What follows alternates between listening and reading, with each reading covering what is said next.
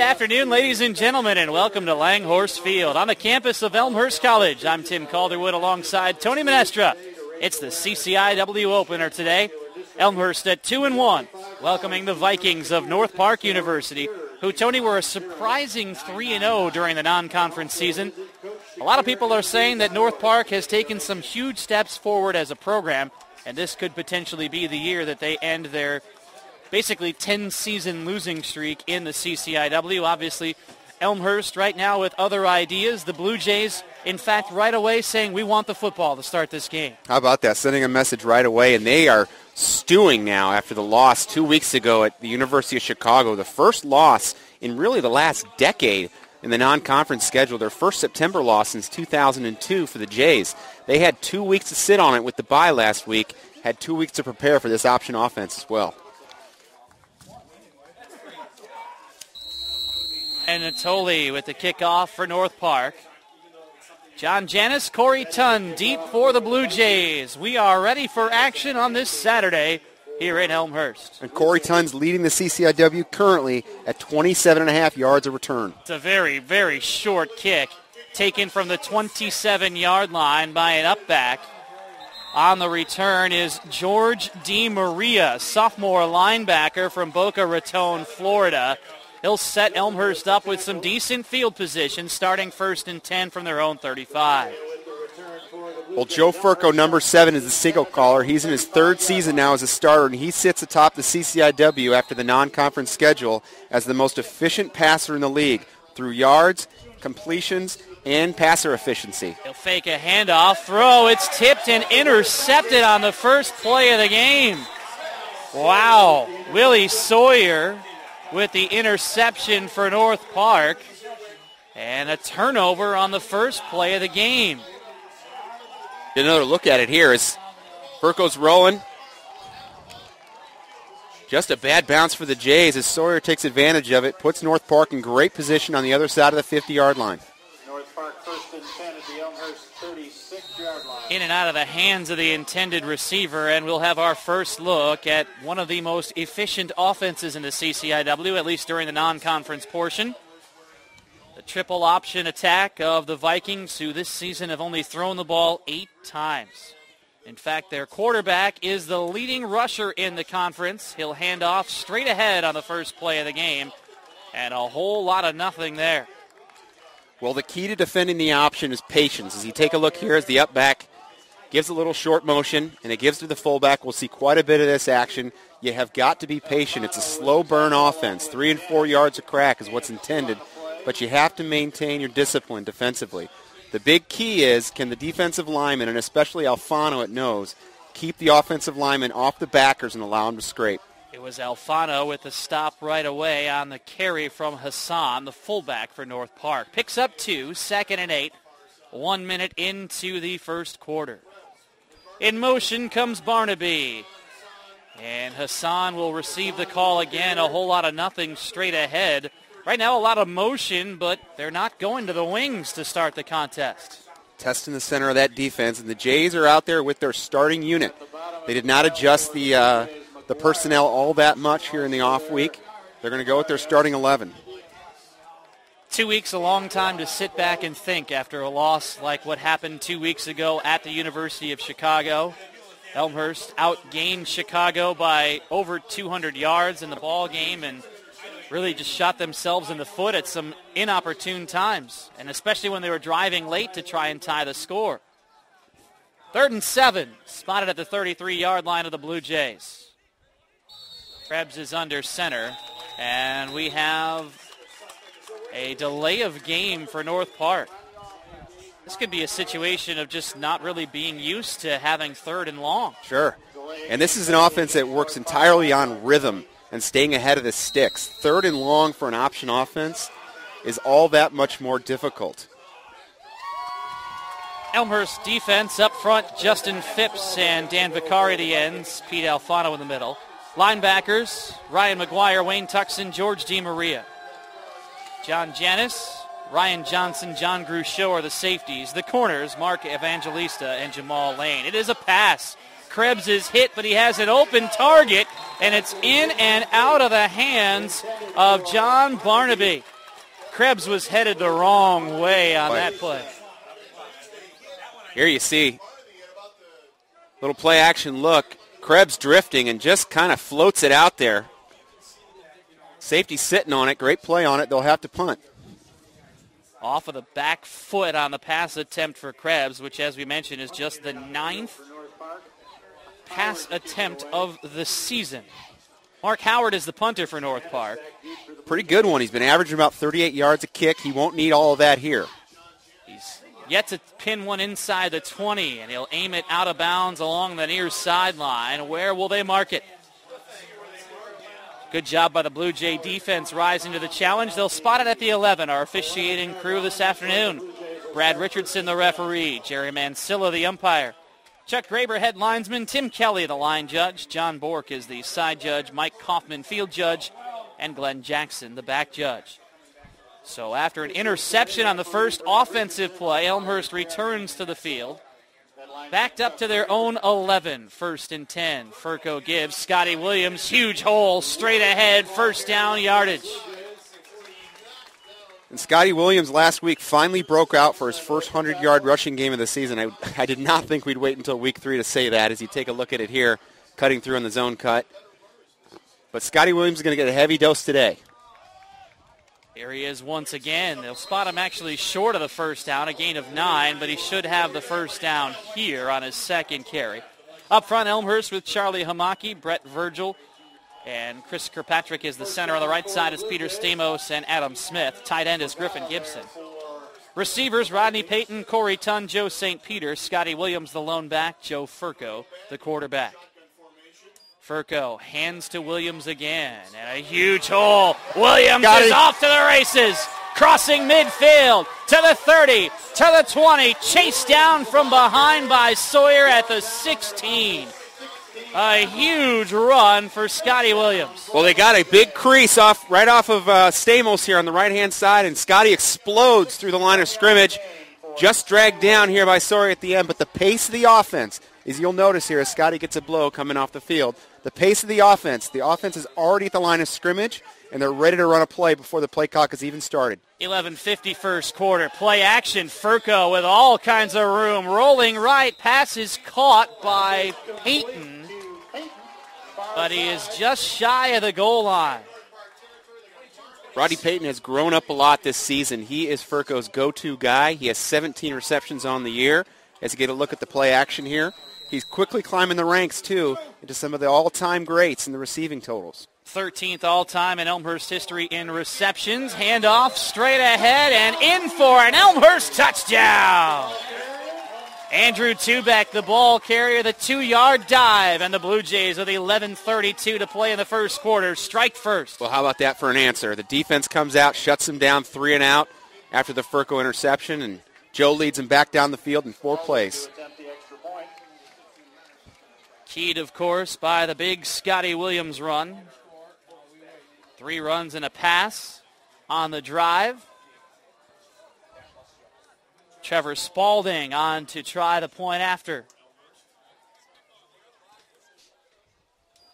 Hold is bobbled initially, but Jake Lincoln helps out Spaulding, settling it down, and Elmhurst is up 7-0 here in the first quarter. Let's take a look at the touchdown. And notice the pace of the offense as they're getting up and lining up, ready to run a play. Here comes Tubeck. Huge hole. Offensive line dominating the line of scrimmage here in the first 4 minutes. Offensive line of strength coming into this season. We'll get to see them flex their muscles here in conference play, but 4 starters back along the offensive line, very athletic. And I'll tell you, talking to this coaching staff throughout the week, they were not taking North Park lightly. Defensively, they're better. Offensively, obviously, you talked about in the open how they're commanding the control of the offense, and they're leading the CCIW in rushing yardage by a large margin. This was no pushover. So the offense wanted to come out and get a good start, get ahead of the North Park offense here, and let the defense do their thing. 3 carries, 72 yards for Scotty Williams on the drive, including a 61-yard burst to set the Blue Jays up with solid field position. Trevor Spaulding will kick away for Elmhurst. Deep is Cicero Porter, flanked by Sam Cicciaro. has been a pretty good unit for the Jays so far this year. They call themselves the Wolf Pack. The kickoff unit has been good. Spalding with a beautiful kick. Backing up Cachero to the 5-yard line. Cachero straight ahead, crossing the 20, down near the 30-yard line. Andrew Tubeck, who scored the touchdown moments ago, in on the stop. Here's a look at the hole for Cachero. 1st and 10, North Park, 11:26 first quarter. Elmhurst in front, 7-0. North Park offensively up front with Kenny Pistorius at left tackle. David Niebuhr, left guard. Evan Gowell is the center. On the right side is Patrick Wallace at guard and Josh Startup at tackle. Quarterback is Taylor Krebs. Surrounding him, Chris Broadway, John Barnaby, and Matt Hassan. Sam Cachero, Nick Weinstein are the wide receivers, and a whole lot of nothing there for Krebs on the keep, rolling right. Well, they went unbalanced with it. As you take a look at here, you have the center guard and then a tight end. 1 yard gain on the play. Krebs comes to the short side, nothing going. Let's talk a little bit about preparation, Tony. How Sure. different is it to prepare for an option attack like North Park? Well, you go back to the years of Augustana, and certainly they ran a little bit of a different wrinkle on it, but North Park will spread you out a little bit. You cannot replace the speed and the efficiency with which they run it with in practice. It's very hard to get scout teams to process this within a week's time. So 2 weeks is really necessary to sort of show the way the defense is going to have to look at it. And you look at them offensively, relatively young as well. Krebs is just a sophomore, and he's hog-tied down in the backfield. Leading the way for Elmhurst, Charlie Roberts. Well-timed blitz here. It's Ryan McGuire coming through and slashing into the B-gap, creating all kinds of havoc and messing up the read for Krebs.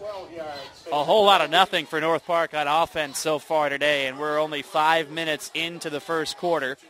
Elmhurst already up a touchdown, and for the second time, it is 3rd and long for the Vikings, 3rd and 12. Again, North Park playing behind the sticks here. Not a lot in their playbook on 3rd and 12. Very uncomfortable position for Krebs. Only one wide receiver, that is Cachero, split left.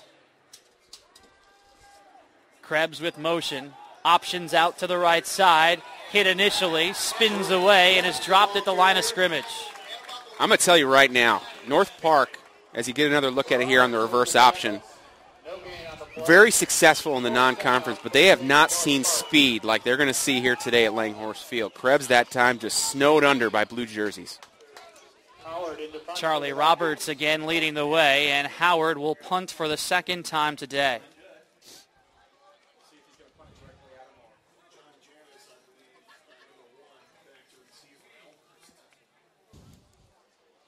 Howard in punt formation.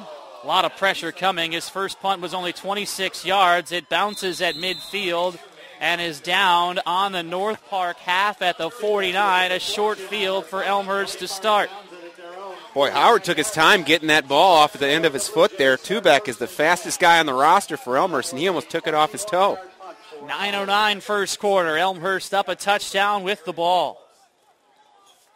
And ready to line up. They have a play. They're good to go right at the 50. North Park defensively lines up with Mike Soderland, Chris Mullen, and Fred Fleehan. Scotty Williams will pick up positive yardage, plus 16, in fact, for another Elmhurst first down to the 36-yard line. He's already pushing 100 yards on only 4 carries here in the first quarter. Furco will drift right, step up in the pocket, look left, has his man. It is caught wide open along the near side. The tight end, Vince Gabris. Plays multiple positions for the Jays. Lining up as an H-back here, coming down the backside on the switch route. Rodney draws a lot of attention, pulls the corner and the safety over. Gabris able to sneak in behind it. He was eventually shoved out by Kyle Liebforth, who was a linebacker, along with Canmu Dennis, Casey Smagala, and Keith Alpici. The corner, Cicero Porter and Willie Sawyer. Safeties, Darius Dackney, Williams, the ball carrier. and also Andrew Saltzman. It is Williams straight ahead towards the goal line, stopped shy at the 2-yard line. Williams right now, as you get another look at the zone play here, sitting on 21 touchdowns in his career. He can move into third place all time with another 6-pointer here. It is Williams out to the right side, still diving, end zone, touchdown Elmhurst. 7:58 first quarter, and Elmhurst has grabbed a 2-touchdown lead. Nice look at the junior tailback there, and he has already had quite a career for the Jays. He is only the 4th back in Elmhurst College history to eclipse the 2,000-yard career rushing mark, and he's still got a season and a half to go here. He's got a little ways to catch Eric Luna, the all-time career rusher, but he's off to a great start. Spalding with the extra point attempt for the Blue Jays. It is up and good. 14-0. And Tony, you and I were talking off air before the broadcast today. We felt that this Elmhurst team maybe needed to kind of sustain some drives to be able to dominate the time of possession and control the clock a bit. Well, 2 4-play scoring drives, I'm sure they'll take that as well. Yeah, I think anytime you can get an offensive attack that relies heavily on the running game down a couple of scores, I don't want to say it takes them out of their strategy here, but, down 2 scores very, very early on and playing from behind, you're going to have a sense of urgency if you're North Park. Coach Pethtel is very patient, though. He's taken this program 5 years now to get to where it is, and they run their stuff. But at some point, they're going to have to put the ball down the field as they continue to trail the Jays here, now 14-0. Do they have that option, though? Good question. A team that's only thrown the ball 8 times all year to begin with. Well, they've been in some fortunate positions so far in the preseason in the non-conference schedule. They've been able to sort of control the clock, control the pace, dictate what they want to do offensively. But now in the CCIW, you're in a dogfight every week, and down 14-0 early, you're going to have to adjust some things. Porter and Cachero deep, standing at about the 10-yard line. Elmhurst up 14-0, not even to the midway point of the first quarter. The kick will drift to the 12-yard line. It's Cachero straight ahead, stranging directions across the 25, stopped at the 27-yard line. Boy, how often is it do you see as you see the kickoff team here, the Wolfpack, how often is it do you see a team's leading receiver there first to make the tackle? It's Rodney Payton on the tackle. Check it out here. Take a lot of pride in their special teams here at the college. I know there's the kickoff unit especially, but all the kicking units. Strong presence here for the Jays. Tim Lester, the Elmhurst College head coach. Coach is wearing special patches this week on the Elmhurst sideline. It's Coach to Cure MD week. Visit CoachToCureMD.org or text CURE to 90999 to donate $5. Passing is Krebs. Cachero badly underthrown and knocked away. He had to stop and turn around. My goodness, this is a team clearly that does not throw the ball. Yeah, clearly in an uncomfortable position here is Krebs, and he's all of 5'6" or 5'7". And he actually stepped up into the pocket to make that throw as well. Goodness gracious. But it just kind of hung up into the breeze here in Elmhurst. Well, first down is always key for an offense like this. You want to get yourself in position to a third and manageable situation, which they have yet to do in the first 2 possessions. Throwing on first down is not getting you in that position. Conditions in the first quarter, 52 degrees Fahrenheit. Clear skies, wind out of the north at 13 miles an hour. Krebs will keep, and there's nothing there as flags come in late. May have caught the face mask passing through here. Looked like he got his jersey, actually.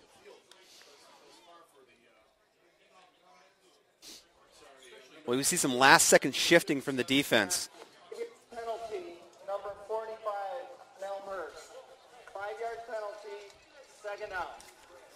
Incidental face mask of only 5 yards. Wayne Tuckson guilty. It's an offense predicated on gap responsibility, too. So if your man's on the inside shoulder, you know who you're blocking. So last-second shifting can really disrupt the flow of an option offense. And now they changed it. I was going to say I didn't think there was a 5-yard face mask anymore. It's an automatic 15 and a first down for North Park, which is unfortunate. The very first down of the game for North Park comes via penalty. 7:35 left first quarter. Elmhurst up 14-0.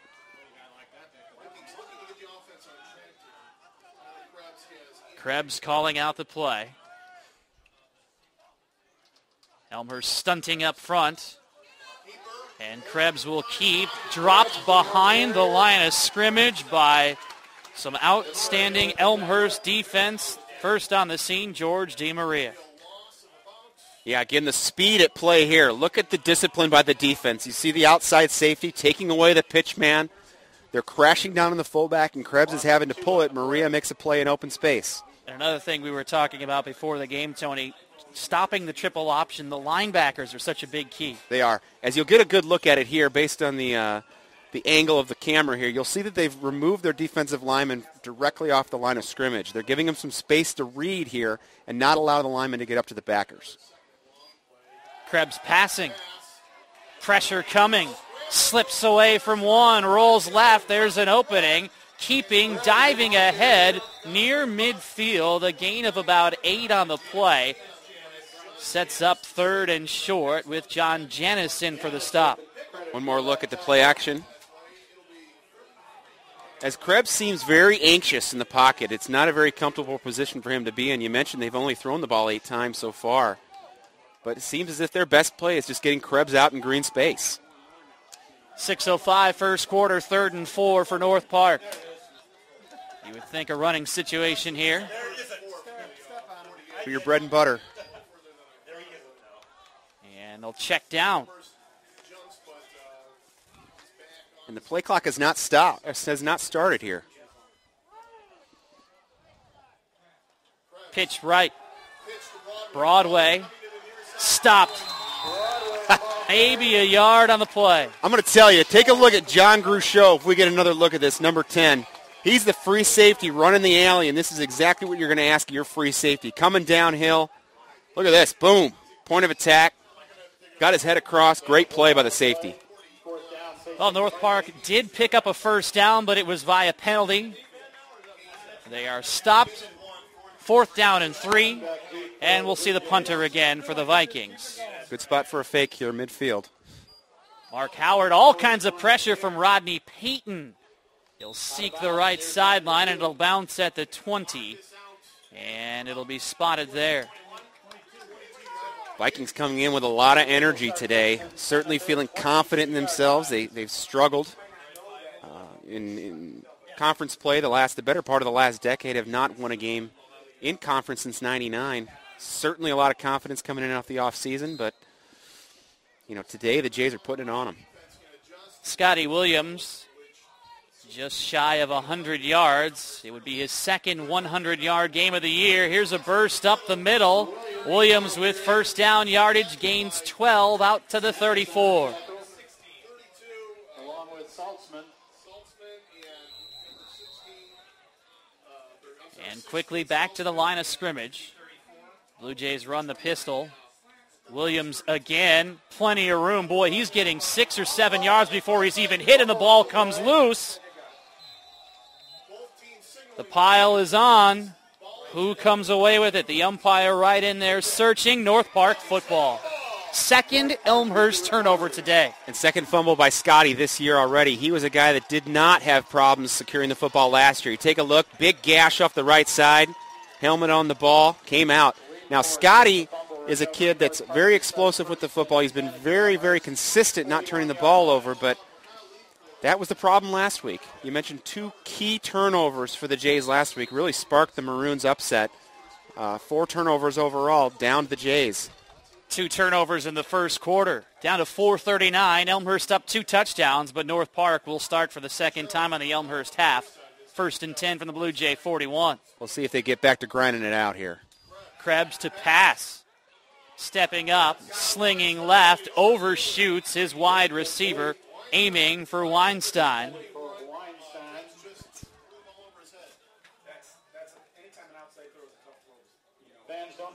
Little short motion option. Krebs on a drop back 7-stepper. just not able to put it on his receiver, and they seem a little out of sorts here. Second down. I'm surprised that they're throwing the football. I am too. Completely surprised, to be honest with you. Krebs directing out to the right side. Barnaby split that way. And he'll throw again. Pressure coming. Krebs is hit from behind by Tucson. A loss of a yard, so it will be a sack on the play. Well, they're running an unbalanced look here as the tight end's the lone man on the back end of the line of scrimmage. They're going to roll to the unbalanced look, try to get a two-receiver combo, but just not enough time as Tucson's breathing down his neck. Let me pose a question. This team got to 3-0 how? Running the football. I know you're down 2 touchdowns in the first quarter, but you're throwing the ball all over the place already? Yeah, how about 314 yards as an average for the first 3 games on the ground? Again, a 3rd and long. 3rd and 12 from the 43. Broadway in motion. Krebs dropping back, stepping up, targeting left, underthrown again, aiming for Cachero, and it's broken up.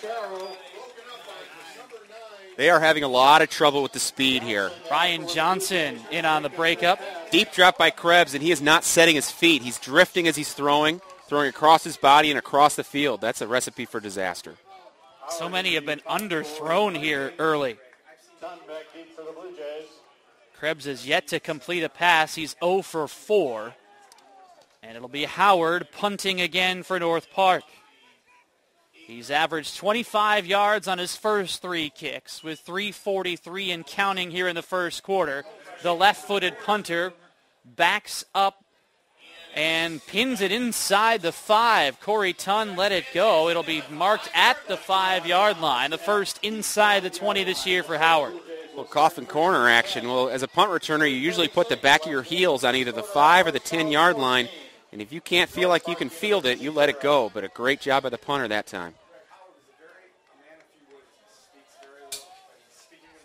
On the screen, some more information for you about Coach to Cure MD Week. Coaches around the country joining forces to support Coach for the Cure program.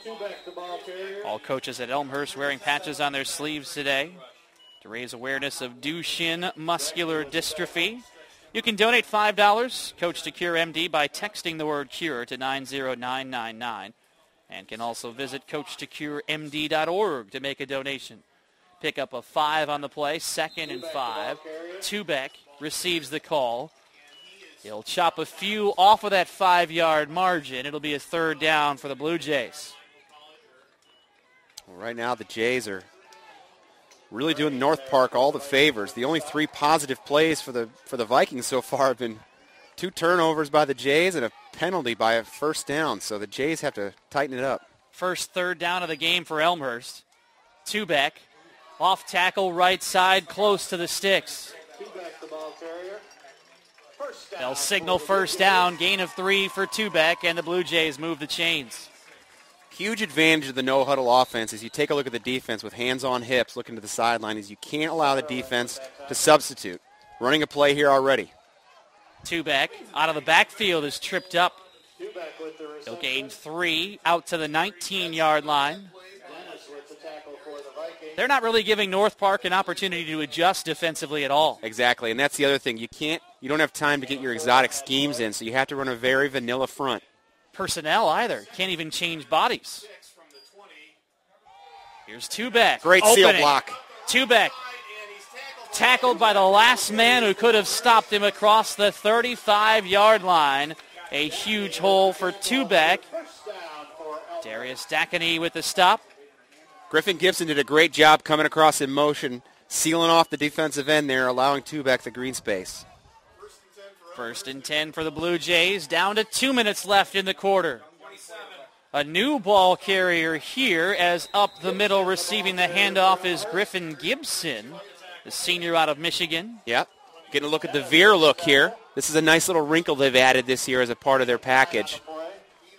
And Gibby's been a guy who's had to find a home. He's found his spot here at the H-back.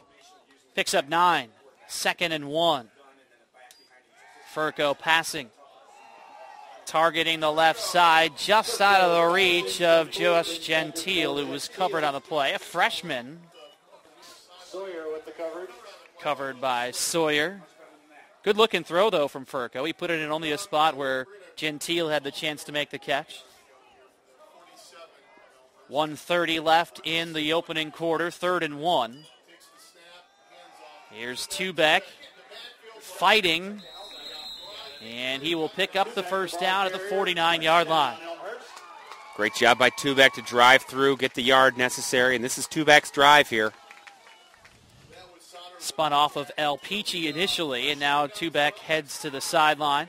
Scotty Williams returns. 1:20 first quarter, 1st and 10 Elmhurst. It is Williams working his way onto the North Park side, down to the 47-yard line. That's Williams testing the right side there.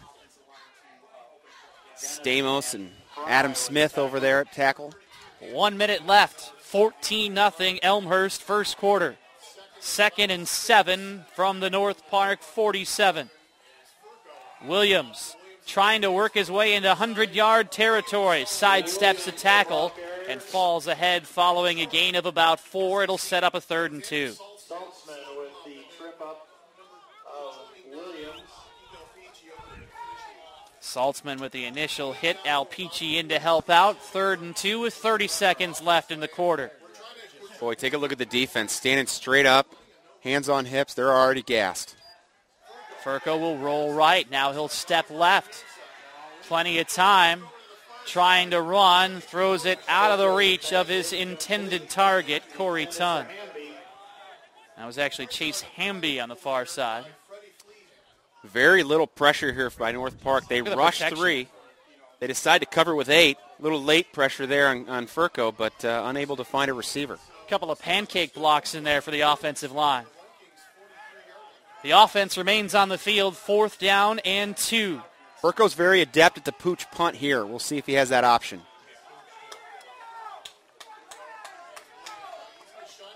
Furco continuing to drop back, and now it looks like we will see him pooch with Scotty Williams stepping in front. Furco with a high kick, not much on it. Good Elmhurst bounce, spinning towards the 14-yard line. Furco with a 29-yard punt. And North Park is backed up inside the 20 with 5 seconds left. 1 play to conclude the first quarter.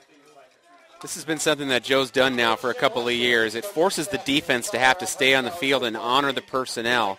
Doesn't allow you to set up a strong return game there. Fortunately, the Ghost of Langhorse pushed that one inside the 15-yard line. North Park with only 6 yards of offense here in the first quarter, compared to over 200 for Elmhurst.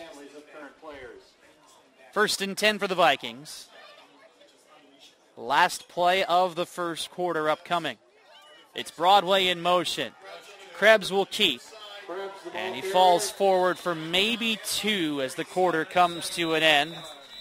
Ryan McGuire amongst the tacklers for the Blue Jays. And the ability of the linebackers to scrape over top. We talked about earlier, the defensive line is doing a terrific job. They're not getting the tackle stats, but they're keeping the linebackers' jerseys clean. First quarter is over. Elmhurst with a 14-0 advantage on the board here at home in the CCIW opener. Football Kickoff Classic, the event plan will help support the Elmhurst. To be perfectly honest, completely taking the wind out of North Park sails. For more information, We'll have some first quarter numbers for you. Elmhurst with 208 yards, as we said. Goodness gracious. 48 through the air, 160 on the ground. Scotty Williams with 118 yards. In 4 quarters at Chicago 2 weeks ago, he managed 121. Yeah. In 15 minutes against North Park today, he has 118. Yeah, yardage wasn't an issue last week. Furco also managed to put up 320 yards 2 weeks ago in Hyde Park against the Maroons. It's just been a matter of efficiency, and today some of that's poked through here a little bit with the 2 turnovers, some early penalties. 9 first downs for Elmhurst, only 1 for North Park. Vikings 0 of 4 through the air. So in the first quarter, they threw half as many times as they had in the entire season. Really unbelievable. Tyler Krebs has managed only 3 yards on the ground on 8 carries. North Park with 7 yards total on 11 carries here in the quarter. As the second quarter opens, Krebs will pass. He is clobbered as he well overshoots his receiver. Over the middle was Barnaby. Take a close look at it here. Krebs calling it out. Great pressure. The defensive line right now is getting in the grill of these offensive linemen of the North Park Vikings. They're not able to maintain. 14-0 Elmhurst on top. Just underway in the second quarter. It'll be a 3rd down and 9 for North Park. Today on 3rd down, the Vikings are 0 of 4. The only first down that they've recorded has come via a penalty. Krebs fakes right, keeps left, and is stopped in the backfield. Ryan McGuire drops him. You have got to give a lot of credit to this defense for doing their homework during the week. Take a look at this, a little misdirection play on the power option.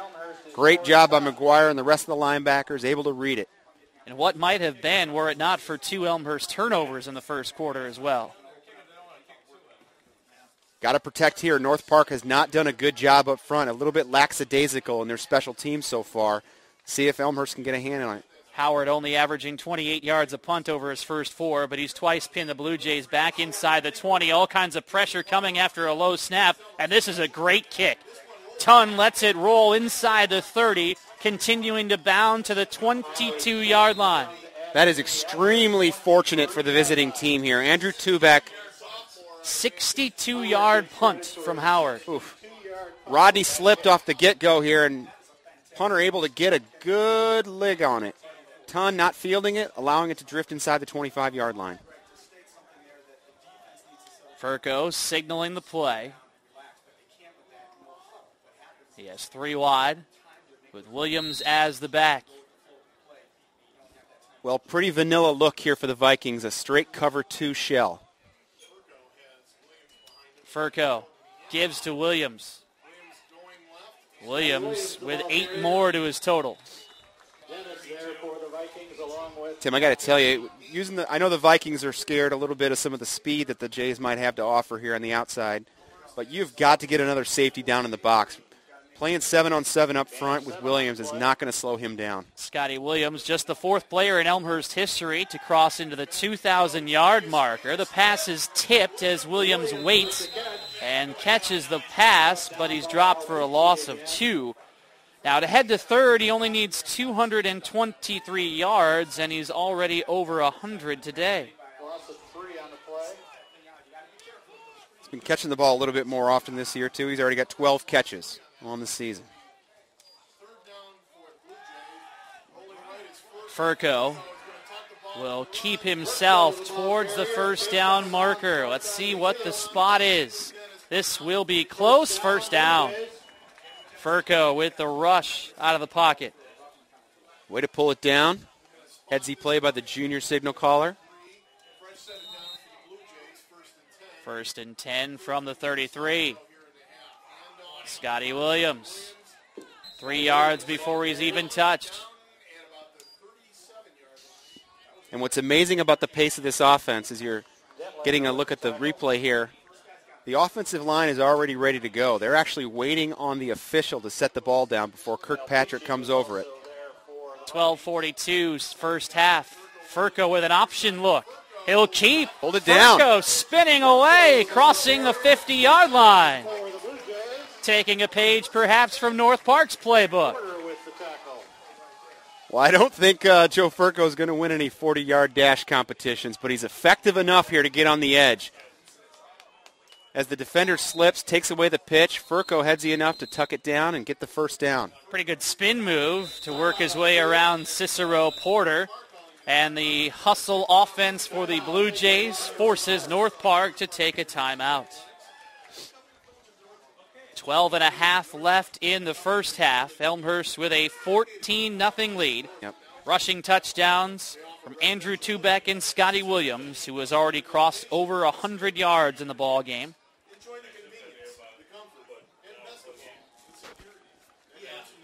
Well, already in the double digits in first downs for Elmhurst. This is really what you want to see, too, a consistent effort, picking up chunks of yardage. Furco so far with some good decisions with the football. They're staying pretty basic with it. One-man, two-man route combinations. They're running the zone. Just able to execute.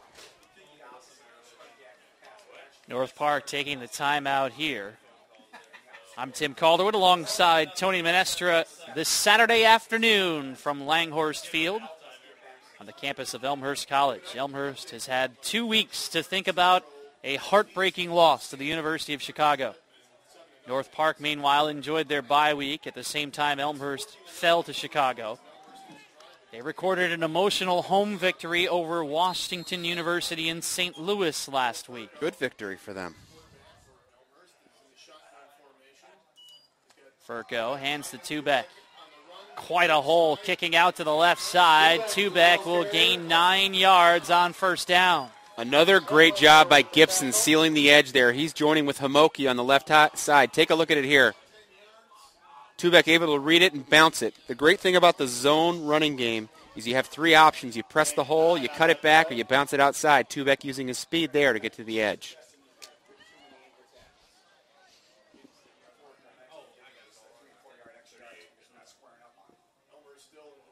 Furco. Flea flicker. Furco targeting deep and just out of the reach of the wide open Joe St. Peter. St. Peter's been adept at this so far this season. They caught one early in the year. Sawyer's actually in decent position. Furco just put it over the wrong shoulder. Good idea for a play like that to come out on second and short. You have 2 downs to come and get it here. Tubeck has the first down. He'll work his way near the 30-yard line.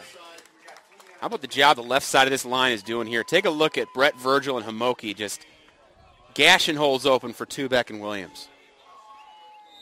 Another first down for Elmhurst. Clock winding at 11.5 minutes left in this first half. Gibson in motion. Williams the call. Williams off to the races. Forget about it. Touchdown Elmhurst.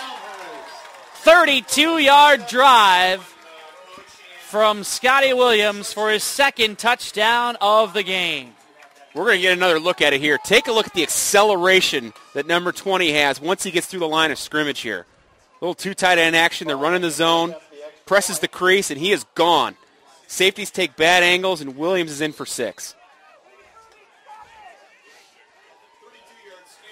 20-0, Elmhurst with the advantage, 11:15 in the second quarter. It's the second touchdown today for Scotty Williams.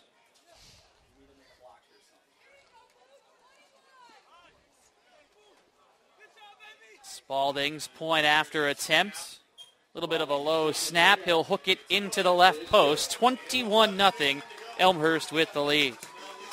Well, despite a few of the mistakes here, as you get one more look at Scotty's run, this team has been playing with an edge on its...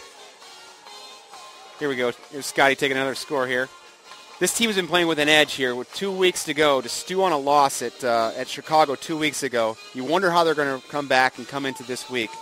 Well, they've come out running, and they've come out pretty angry, and it's showing on the field. 13 carries, 161 yards for Scotty Williams and 2 touchdowns. A 21-0 Elmhurst advantage with plenty of time left in the second quarter as well.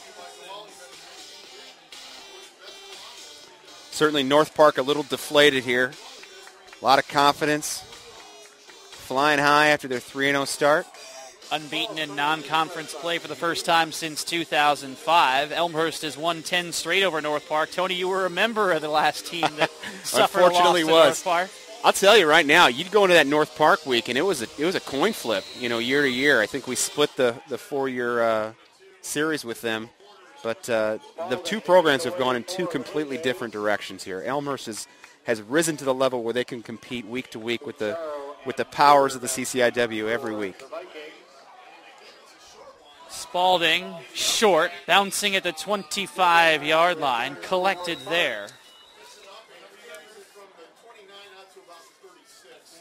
On the return was Bennett Detlinger, sophomore linebacker.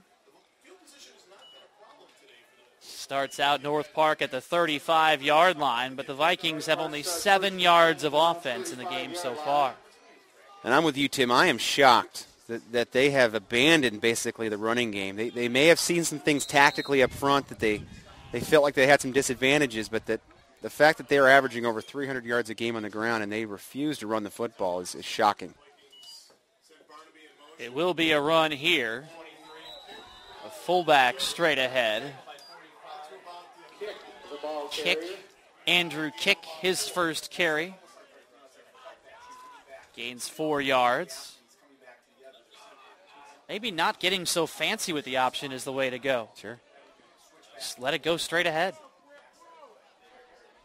Well, you certainly have to have some patience with it, both offensively and defensively. 2nd and 6 from the 39-yard line.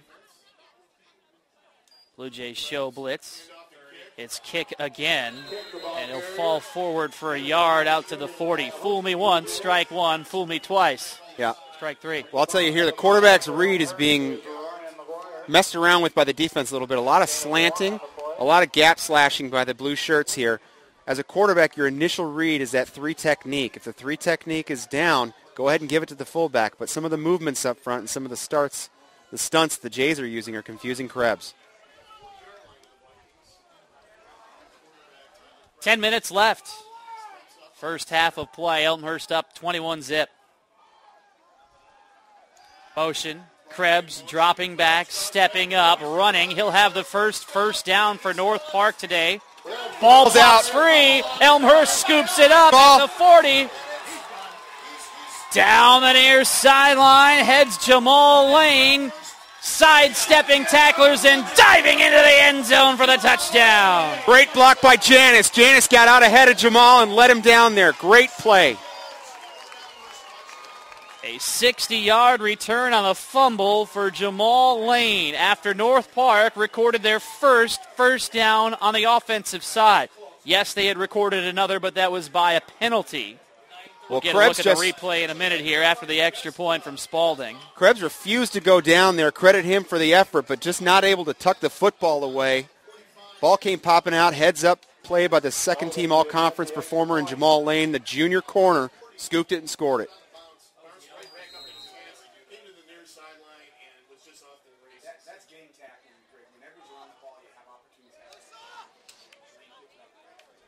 Spalding's extra point. Down Main Street, 28-0 Elmhurst with the lead after the fumble return from Jamal Lane. Let's get a look. Terrific individual effort by Krebs here. Again, their best play is just getting him out in space. It was McGuire that got it out. Looked like McGuire on the force from behind. And then there's Lane down the sideline. Take a look at Janis. Terrific team effort there. Janis with a great block of Barnaby at about the 5-yard line to spring Lane for the touchdown. So the first North Park turnover of the day leads to Elmhurst points. Despite 2 Blue Jay turnovers, they hold a 28-0 lead on the scoreboard with 9:35 to go in the first half. Well, for a brief moment there, the clouds had parted and some sun had shined through for the North Park offense, but quickly taken away. Back deep along with Porter for the Vikings. Spalding getting ready to kick it away. Porter and Cacharo are deep. We have not really seen Spalding kick it deep of yet into the wind. He will trot ahead, and this one is deep to about the 18-yard line. It's Porter and a whole lot of nothing. He is stopped shy of the 30-yard line. Elmhurst trying to say the ball came free. Let's see on the replay perhaps if it did or didn't. Boy, it did. He had some issues with it, that's for sure. Well, North Park obviously in an odd position. The 2011 version of the Vikings here. 34-9, 38-20, and 13-10 have been their scores, and they've been in position to control the pace of the game in all three. Not so today. Krebs, hands off. Decent run for the fullback Hassan. And North Park found themselves trailing Wash U 7-3 last week. Came back immediately and took the lead into the half. They scored 21 second quarter points against Benedictine and had a 31-13 lead at the half in that affair. So this is a team that has not been playing from behind very much at all this year. Hassan skips over a couple of tacklers and drops down at the 46-yard line. And they were way ahead of Aurora as well. So this is really the first time this year that North Park has found themselves behind. And stuffing it in the belly of the old fullback there. That's where the whole option gets going, right at the A-back.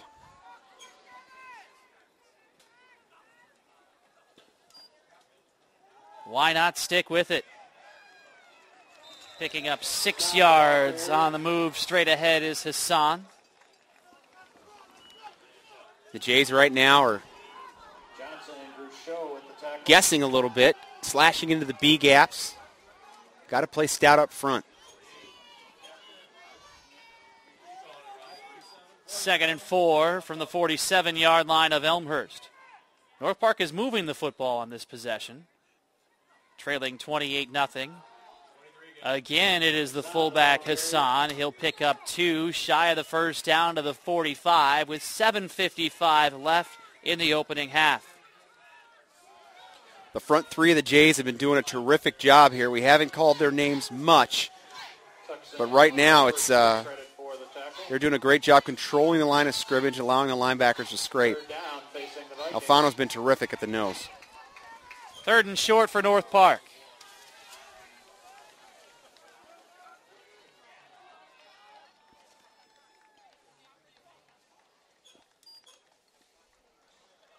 And they'll pick up the first down.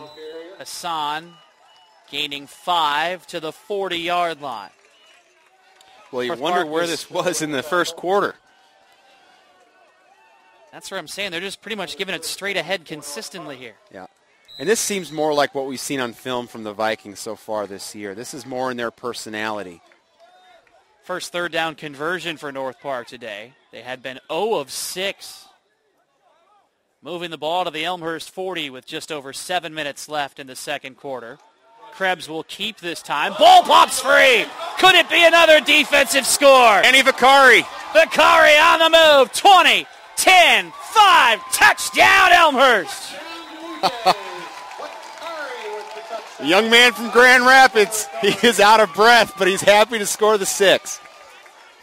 Consecutive defensive touchdowns for the Blue Jays here in the second quarter. And I'll be anxious to take another look at the replay here to see. Look, looks like we got a helmet on the ball. There is the winded Vicari. Danny's a kid who was played linebacker the last couple of years. They found a spot for him at defensive end, and he's had a good season. He's leading the Jays in sacks so far, and that time rewarded with a touchdown. Had some pretty good wheels on it, too. Spalding 4 of 4 on point afters today. Trying to extend the advantage to 35-0.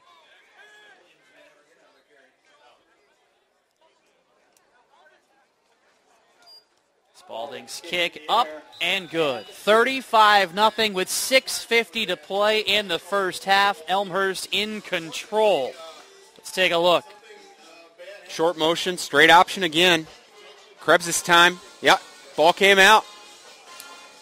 Was that McGuire again by chance?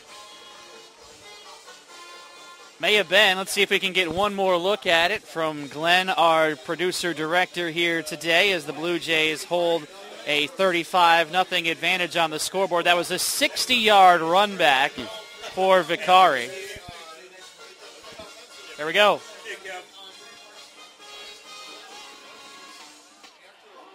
Gruchot. John Gruchot, another big play. 2 North Park turnovers, 2 Elmhurst touchdowns on defense. 2 Elmhurst turnovers, no first downs for North Park, both of which came on the Elmhurst side of the field.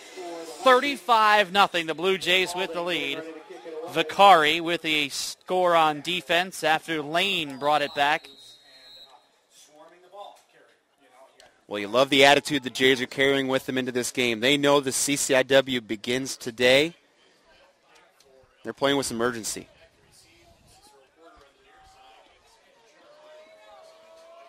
Cachero and Porter are deep again. This heads to the direction of Cachero from the 12. Follows his wedge out to the right side. Nice return for Cachero, crossing the 30-yard line. Gruchot will lead the charge out of bounds at the 34. Gruchot gets credit for causing that last fumble that led to the Blue Jay touchdown. So North Park started to move the ball here in the second quarter, but they've turned it over on consecutive possessions. 55 yards on the ground so far for the Vikings on 21 carries.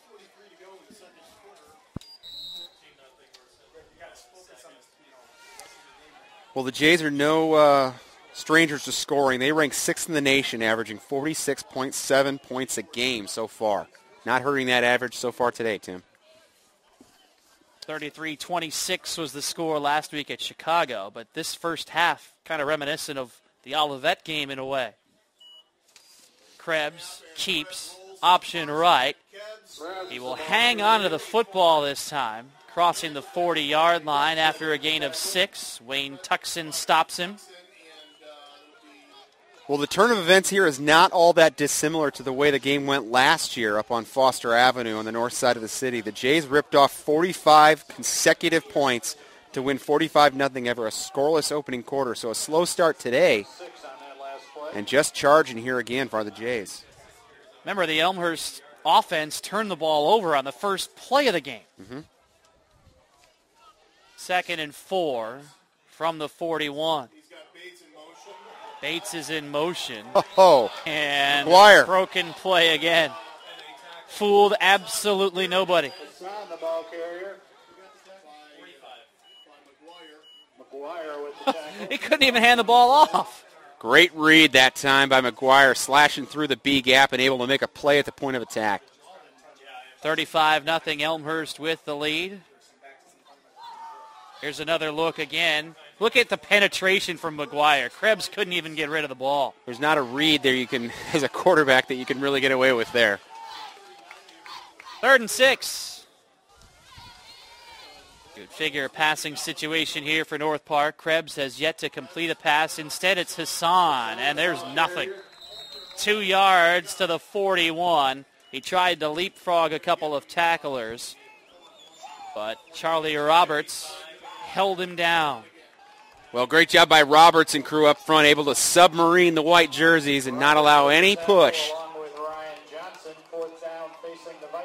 The Jays are playing on the other side of the line of scrimmage consistently today. Howard's 6th punt of the day. The last time he kicked, it was a 62-yarder. And a flag flies.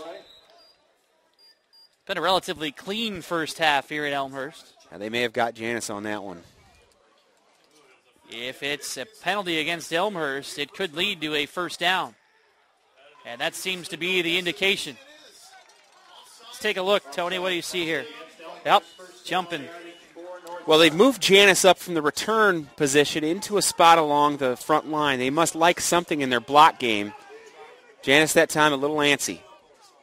See if we can grab another look at it for you here. Yep. Contact leads to a first down. North Park today has 3 first downs, and 2 of those have come via penalty. Move it to the 46-yard line. 1st and 10 for North Park.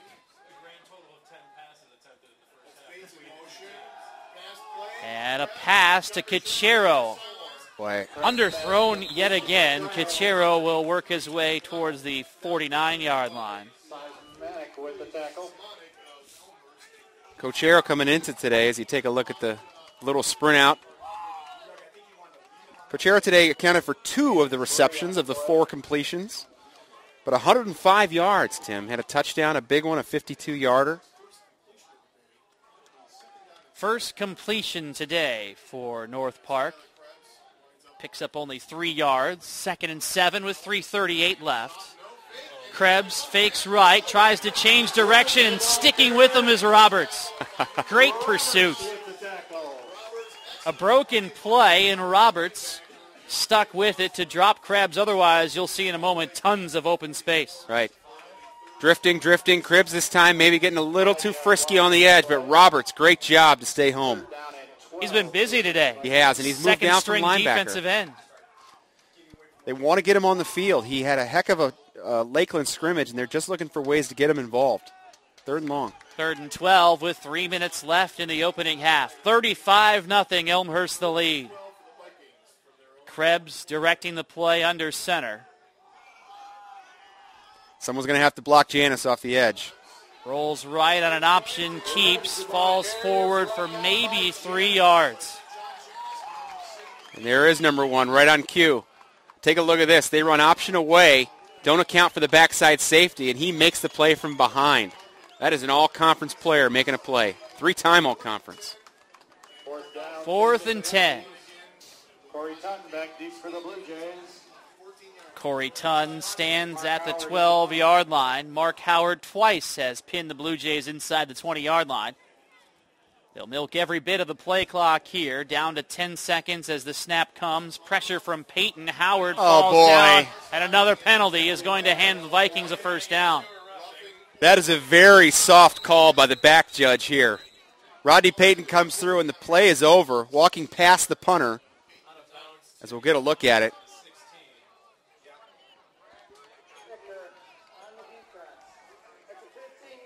Oh, boy. Well, for the second time on the drive, North Park continues via the penalty. They have more first downs via penalty than they do from their actual offense here today. Well, I'm telling you, the camera feed pulls away from the ball there, but if, as you're watching it live, the punter put his foot right on Rodney's back and fell down. Well, the ball is spotted at the Elmhurst 39. And we have a timeout on the field. Timeout Elmhurst with 2:07 left. Trying to regroup here perhaps after a couple of mistakes have allowed North Park to continue. Yep, great timeout. That one comes from the defensive coordinator, Joe Adam, who's down on the field today. Carthage 0. Wants to regroup the troops here.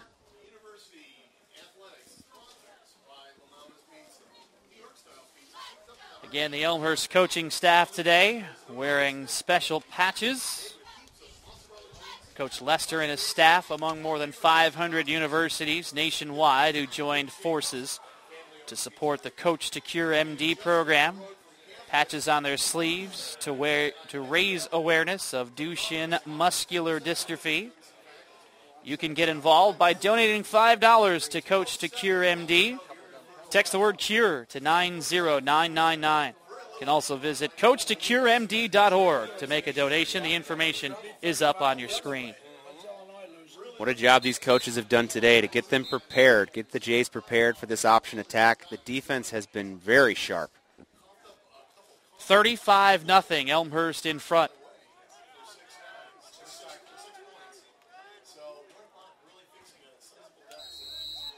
First half of play in Elmhurst, the Blue Jays erasing any doubt after the tough loss at Chicago 2 weeks ago. Broadway in motion. Krebs will pitch. Cachero with a whole lot of open space. 30, 20, cuts inside to the 10 and dances untouched into the end zone. A little trickery for North Park leads to their first score today. Well, you thought you may get something here out of the timeout. Cachero, their big play guy, able to get it out in green space, and the Jays were fooled. We'll have the replay coming your way in moments after the extra point. as Cachero scores for North Park. That is his first carry of the season for North Park. And he will hold as well.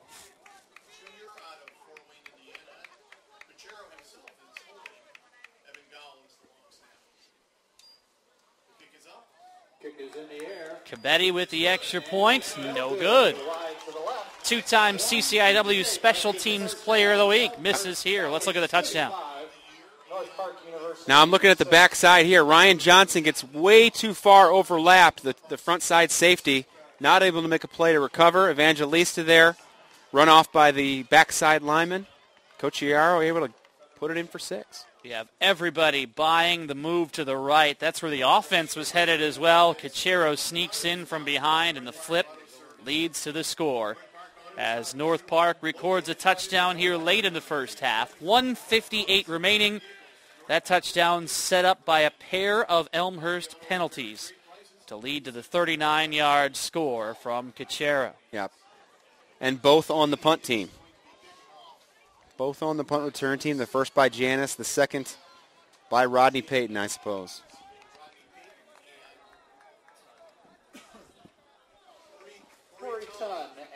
Cabetti will key it up. Tun and Payton stand at the 15-yard line. Rodney Payton today, and 3 games into the season, is second in the CCIW in all-purpose yardage. 147 yards of that is through the kickoff return game. And it'll be Payton from the 25 on the short kick. He'll follow his blockers across the 40 out to the 43-yard line. In on the stop for North Park, Zach Greco. Greco with the tackle. Well, Furco will lead the guys out again, and they have not needed to use Furco's arm today, although he is the most efficient passer in the league so far this season. We'll see if they cut him loose here a little bit with just under 2 minutes to go here in the second quarter. Scotty Williams is the back.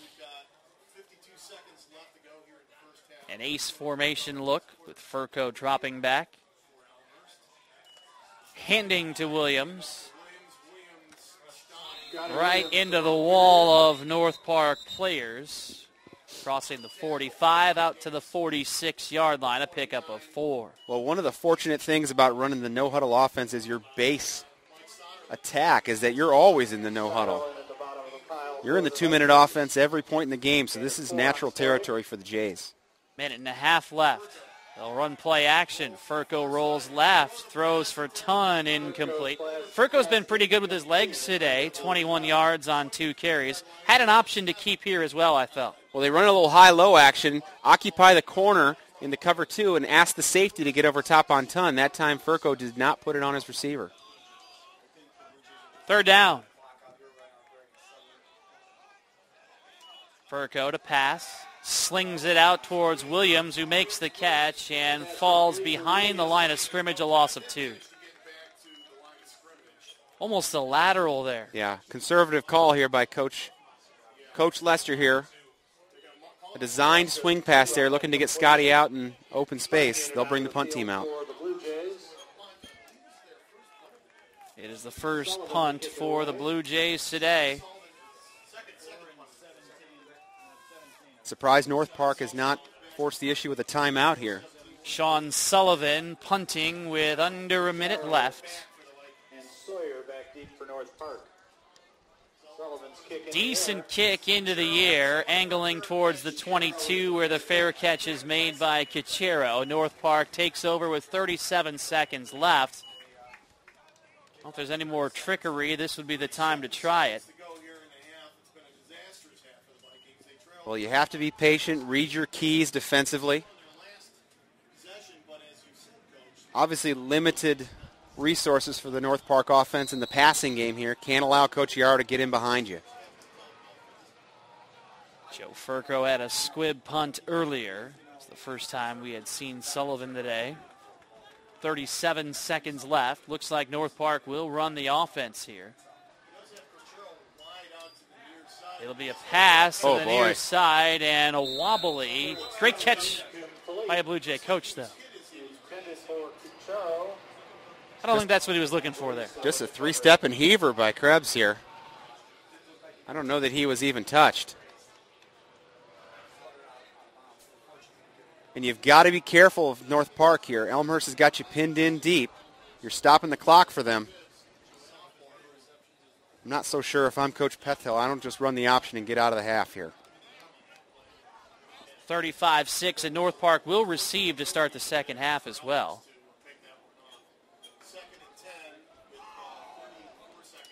Krebs pitches right. And not very much there at all on the pitch play for Broadway. Maybe a yard. First times we've seen Krebs pitch it out there. They've done a pretty good job, have the Jays, of covering up their assignments and taking away the pitch man. Both coaches seem fine with heading to the locker room here. 5 seconds left in the first half. North Park has the option to run a play if they like. They will not be able to work the play, however, before the clock expires. And we head to the locker room with Elmhurst leading 35-6. Tony, what a first half for the Blue Jays. Great statement here by the Jays coming out early. Some missteps, the turnovers, the penalties, but certainly very, very focused, and they came out angry. 2 defensive touchdowns, 3 rushing touchdowns, and a 35-6 lead at the break here in Elmhurst. We'll have first half numbers coming your way in a bit. Elmhurst in control in the CCIW opener. This is Blue Jay TV.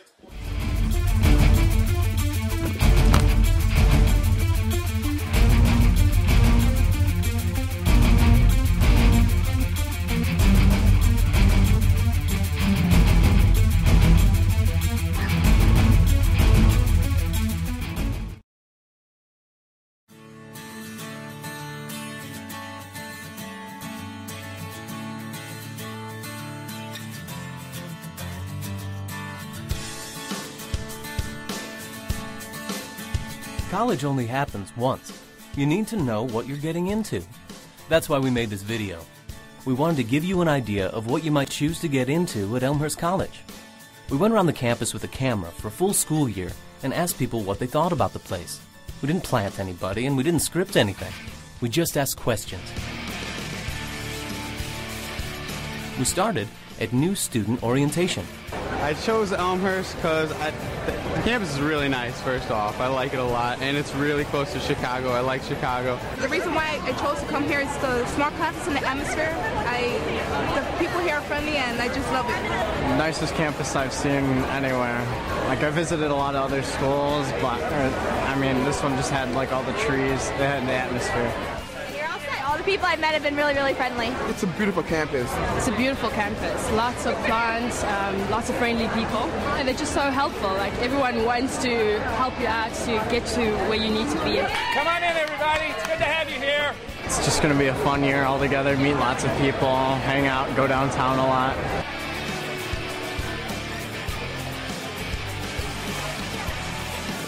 Now it's time to kick off the school year.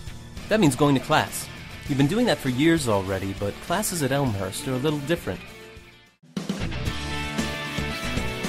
If you've never experienced something, you can definitely get into it and experience it here at Elmhurst. It's an open environment. Anywhere you go, you're going to get that opportunity just to better yourself.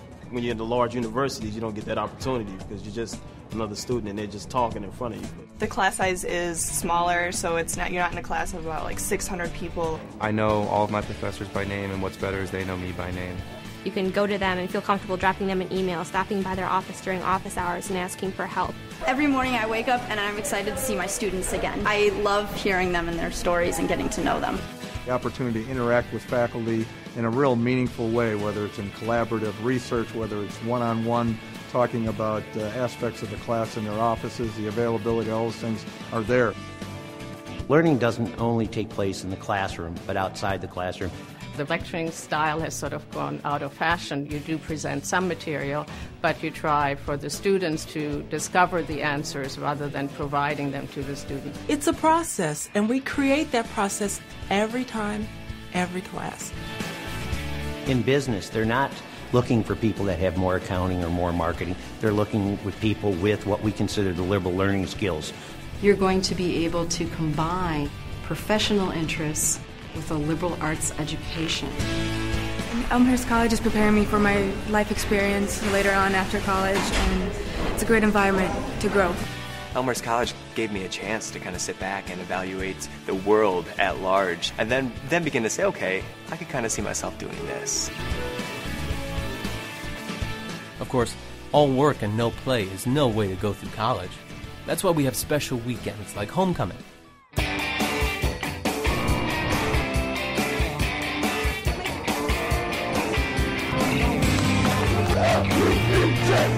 Football is one of 18 varsity sports at Elmhurst.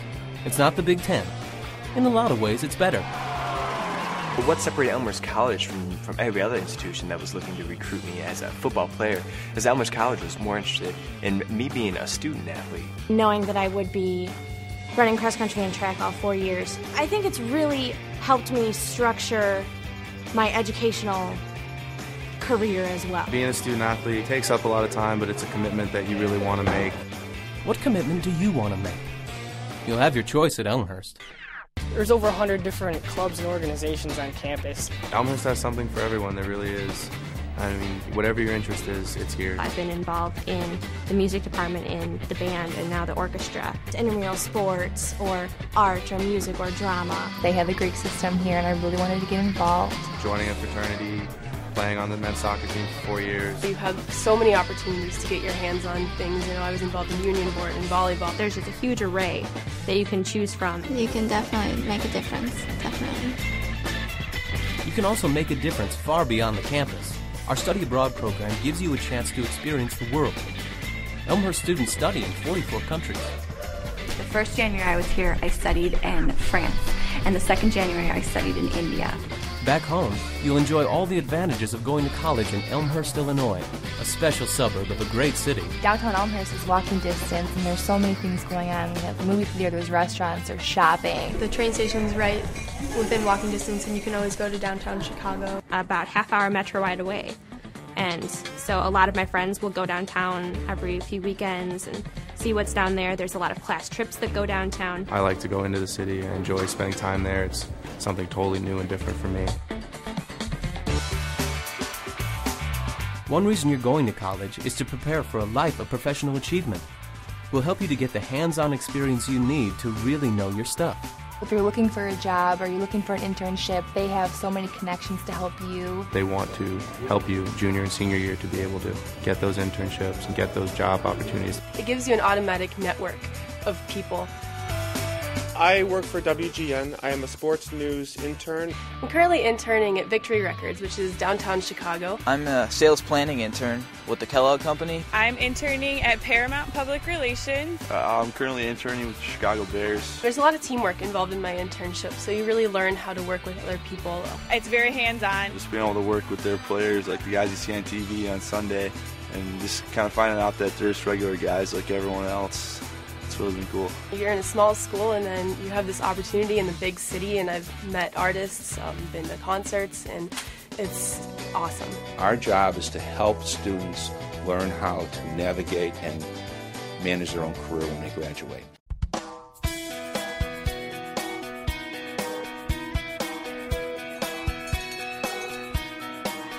So that's Elmhurst College in about 7 minutes. We'll leave you with a few final thoughts from our students and faculty. Those people who decide to come here simply say that there was a feeling about the campus. They said there's just something, they sense something more, like hey, I belong here. Coming in here and making the connections with the people that I have, I know that even when I graduate, I'm still going to have these connections. I'm still going to have a home here even, 5, 10, 20 years down the road. I'm sure there's other good schools out there too, but I think you'd have a hard time beating Elmhurst. Your experience is going to really be what college ought to be.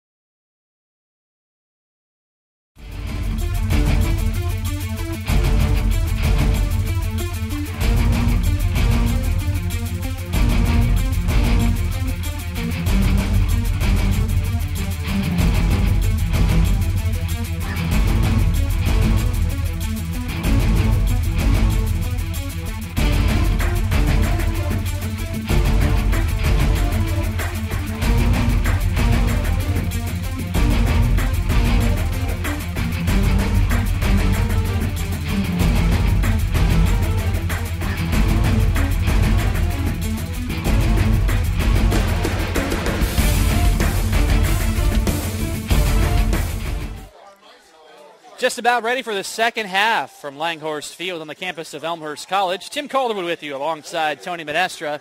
35-6, the score at halftime. Elmhurst with the advantage. The Blue Jays scoring twice on defense.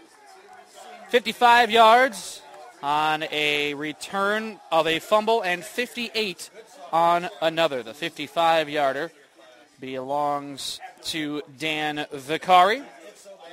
The 58-yarder, the responsibility of Jamal Lane. Each team turned it over 2 times in the first half, but Elmhurst turned those 2 turnovers into 2 touchdowns. The Blue Jays will be kicking off to begin the second. Stats are very slanted towards the Blue Jays. 243 yards on the ground, 287 yards overall.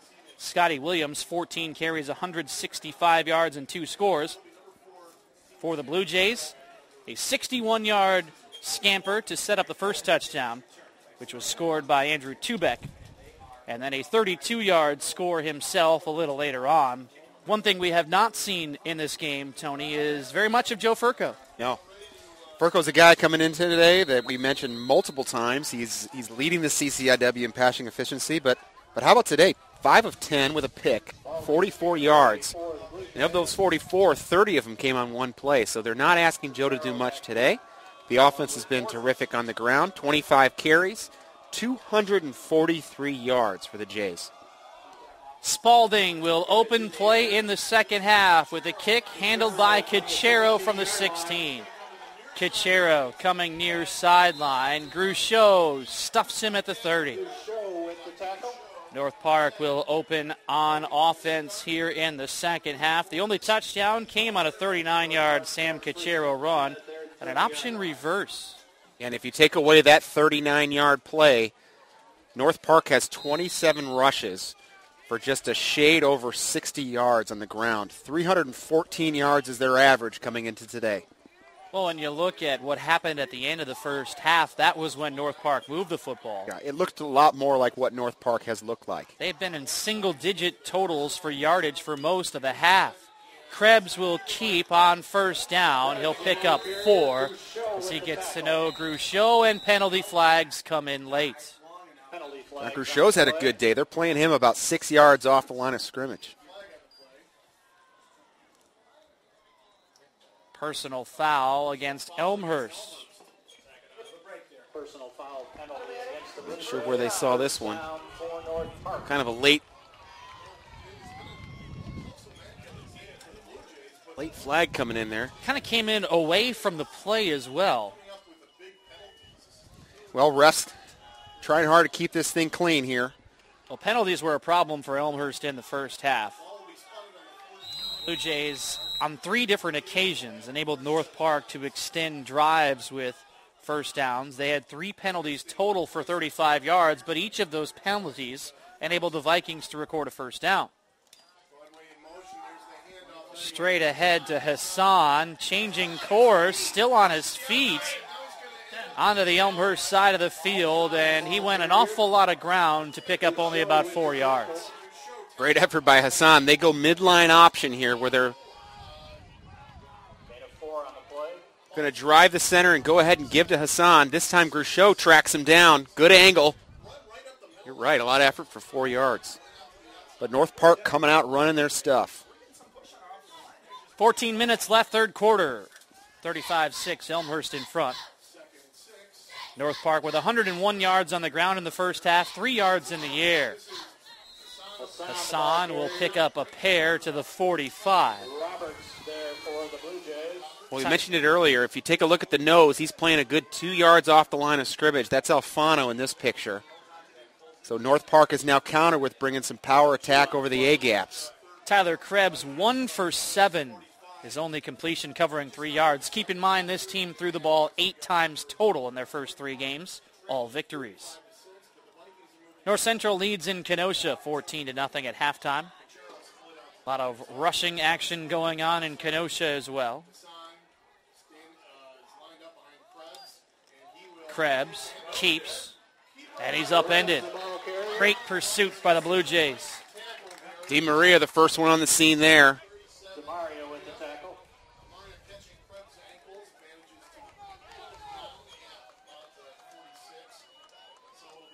Krebs has not had to face speed like this all year, and he'll get a heavy dose of it the next 7 weeks as well. Fourth down and punting time for North Park. Pretty good day so far for Mark Howard. 5 punts, 35 yards per kick. It's a fake, and Hassan has the first down. Hassan will take it to the 28-yard line. Well, if there's a time to start running some wrinkles, this would be it. Well, they've had multiple opportunities around the 50-yard line, which is sort of that hot zone for fakes. You don't mind it if you don't get it. Direct snap to the up back there, and they ran it to execute. They executed it flawlessly. Little charge in the Vikings here. Hassan, really, if you think about it, like the fourth option for North Park offensively, has been the one that's doing the damage here today. So it's 1st and 10. Motion. Krebs hands it to Hassan, and he'll pick up about 4 yards. Well, the 2 most successful plays so far today that the Viking offense can account for are the reverse to Coach Yarrow and the fake punt. Defense has got to keep their heads screwed on here. Play patient. Hassan with 56 yards on 12 carries. 11.5 to play in the third quarter. First possession of the second half for North Park, and this is more what you would expect to see from the Vikings. Absolutely. Came into the matchup leading the CCIW in time of possession, over 35 minutes a game. A sustained drive here. Krebs changes it up a bit. Gained about 3, set up a third and manageable. Well, now they're starting to get a few new wrinkles, and anytime you have an option offense, you get a few things happening each week that you're adding to the mix. Both the upbacks in motion there at the same time. No call by the official, but they're starting to get some reverse option out of it now. Run some counter game.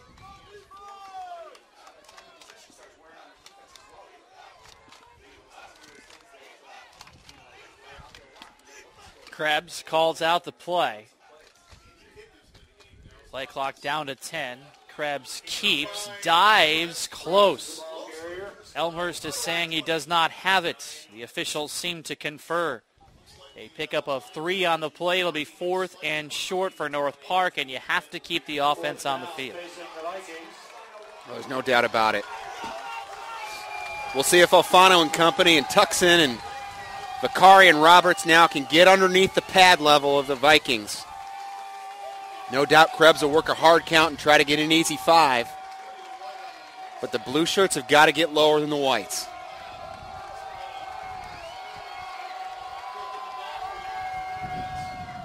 Fourth down for North Park.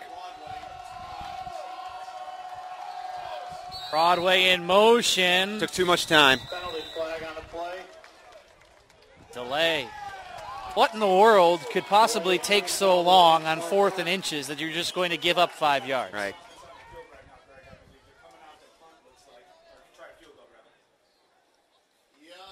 And this will be a field goal attempt upcoming, it appears, for North Park, trying to come up with something to build upon here after what's been a pretty good drive for the Vikings to open the second half. This will be a 42-yard field goal for Cabetti. Cabetti knocked in the game winner last week, 26 yards out. A 2-time CCIW Special Teams Player of the Week. He's 5 of 6 this year, but as long as 34. The left-handed kick is up and wide right. Tony, it's 35-6. Yes, you just committed a penalty to back you up a bit, but, I mean, do you think about keeping the offense on the field there? You had it going. Obviously, Patel saw something that said otherwise here, but I'm with you, Tim. I'm going for it. You got nothing to lose. You're in your first CCIW game. You've been pushed around all day. You finally have some confidence working. Line them up and go get 6 yards. Just the second attempt for Cabetti from over 40 yards, and he's missed them both. So the first look at the Elmhurst offense here in the second half with 9:27 to play third quarter. And immediately the thing I notice is there's 8 in the box now for North Park. No too high safety look. Furco hands off to Williams. Williams bouncing off of tacklers and gaining 13 yards. Well, the extra defender didn't seem to help him there as they walked down to Caney. Take a look at it here. Simple zone play. Great read. Cut back by Williams. Able to stay on his feet. He's a shifty little back. Look for Coach Lester now to take advantage of some one-on-one opportunities on the receivers. It is Furco passing. Deep to Peyton, wide open. Peyton hauls it in inside the 15-yard line. Well, pick your poison. They walk the safety down to try to get some rushing help here as Peyton takes advantage of a one-on-one opportunity. You're going to have to do one or the other, and North Park rolled the dice and chose wrong there. Second reception of the ball game for Peyton. And a penalty flag coming in.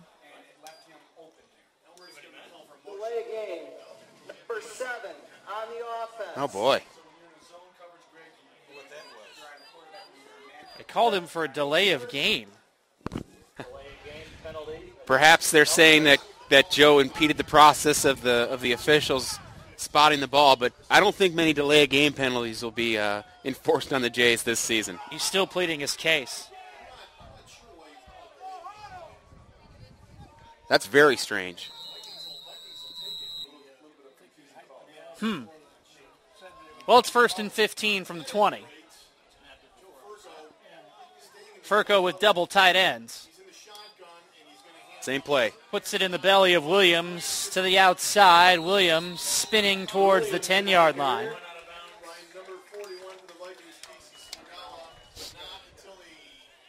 Well, Scotty had a heck of a first half.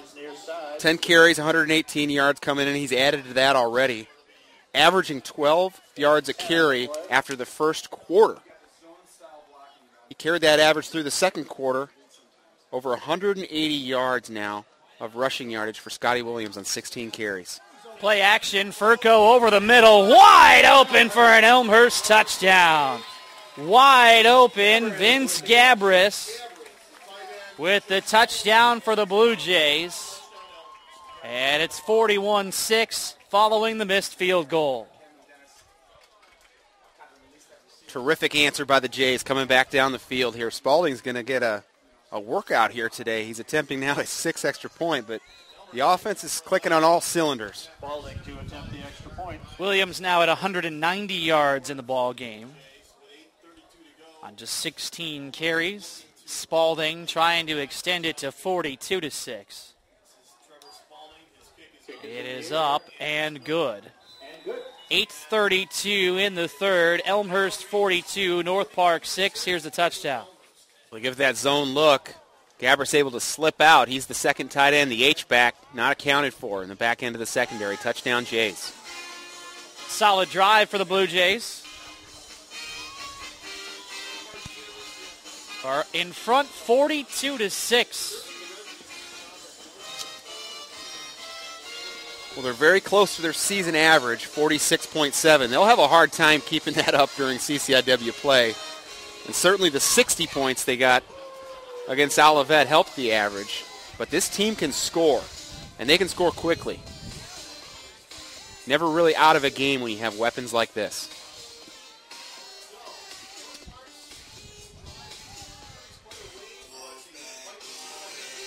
Spalding crouching at the 30-yard line. Elmhurst will travel to Wheaton next week for a 1 o'clock start. Other home dates on the schedule, Illinois Wesleyan, Milliken, and Carthage.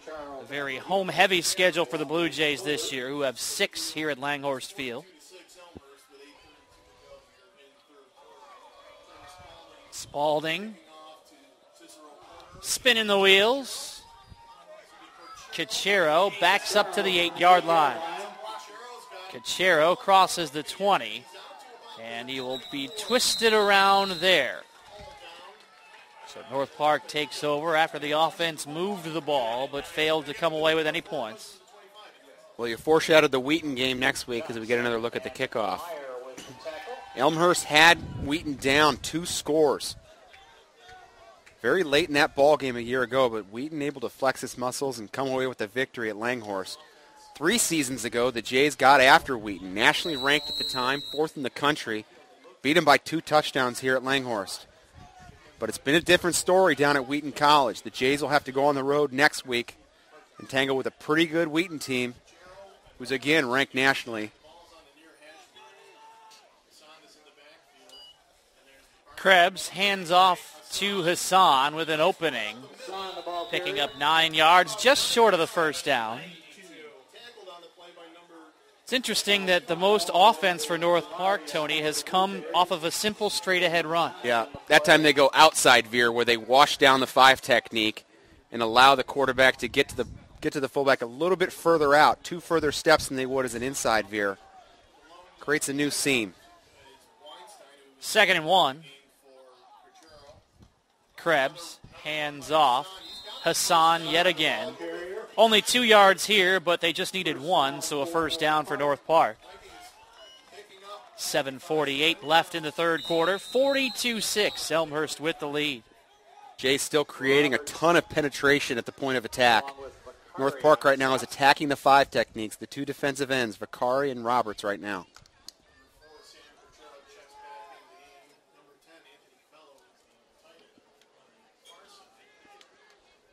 Krebs takes a look at the Elmhurst defense. Pretty tight here defensively for the Blue Jays. Linebackers show blitz up the middle.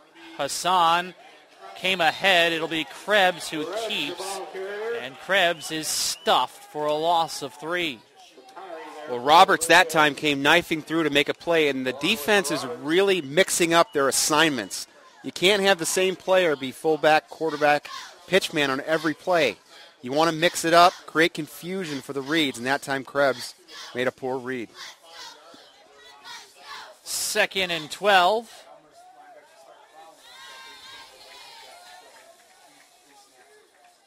Krebs taking his time. Broadway comes in motion. Krebs will pass. Pressure coming from Johnson. Has an open man, but it is incomplete.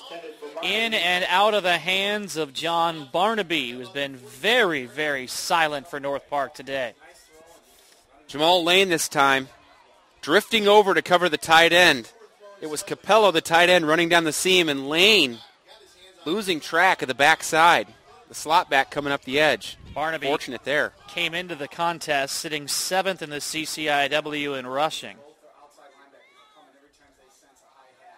And he's never even carried the ball today. No, 3rd and long. Broadway in motion. Krebs with all kinds of pressure. Dumps it off. Intercepted. The Blue Jays pick it off, and the man who scored a touchdown earlier, Vicari, ends up with a look what I found. Danny V, and they caught this on film. The defensive line very much aware. Watch Roberts. Snips it out. Vicari there, fortunate enough to make the play out of the air.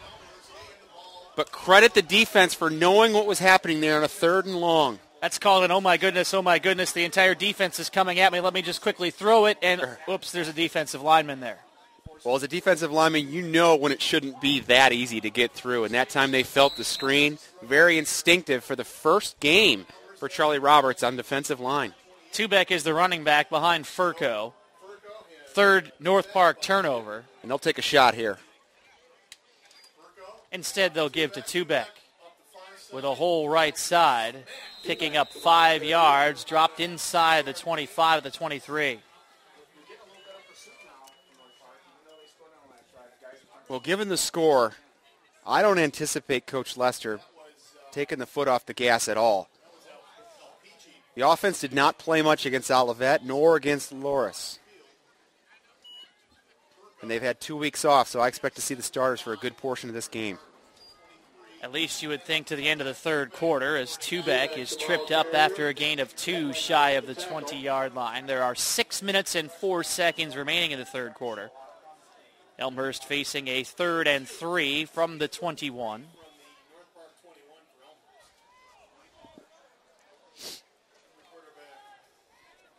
Not quite as frenzied a pace as it was in the first or second, but still snapping the football with 20 seconds to go on the play clock. Furco to throw, caught, reeled in by Griffin Gibson.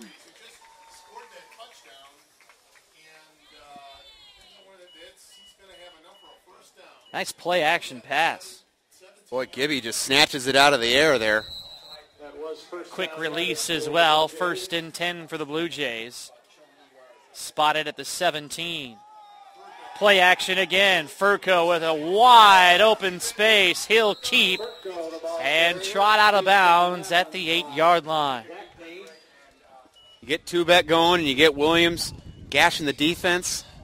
Suddenly those blue helmets start to follow the running back. Furco pulls it down.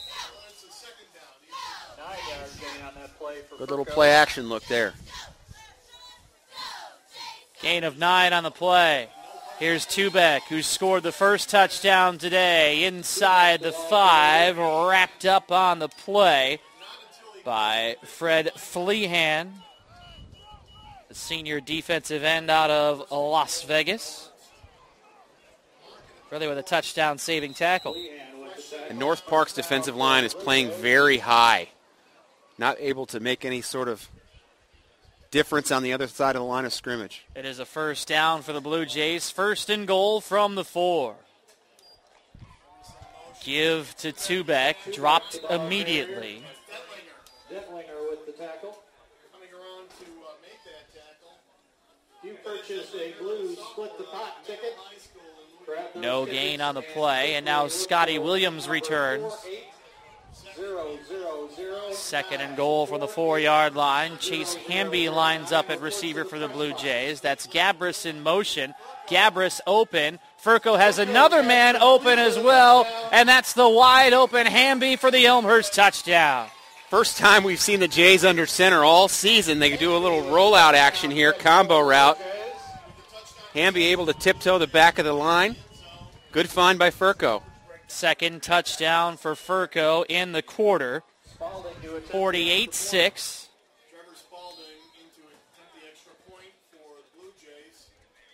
Trevor Spalding, a perfect 6 of 6 so far, with 4:24 left in the 3rd quarter.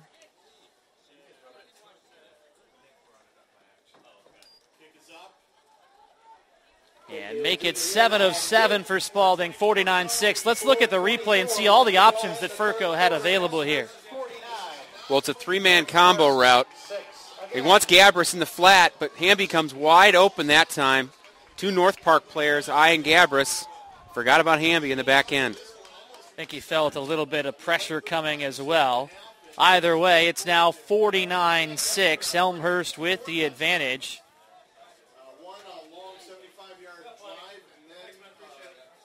Well, the Chicago game is long in the rearview mirror at this point. This coaching staff and the entire Elmhurst College football team would like to invite you to attend the 2012 second annual Elmhurst College Football Kickoff Classic. Speaking of Tim Lester and his coaching staff, the Blue Jays are wearing special patches today. It's part of Coach to Cure MD. You can make a donation for the Coach to Cure MD by texting the word CURE to 90999 to donate $5, or also by visiting CoachToCureMD.org.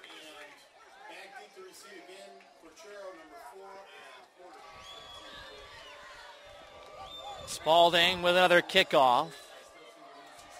Cachero is deep along with Porter. It'll be Cachero from the 8. Cachero angling right, leaps over one tackler, still on the move, and forced out of bounds by Gruchot at the 32. Well, number 10's been pretty active today. They're asking him to do a lot in this defense. He's a free player as the free safety. He's been active on special teams as well.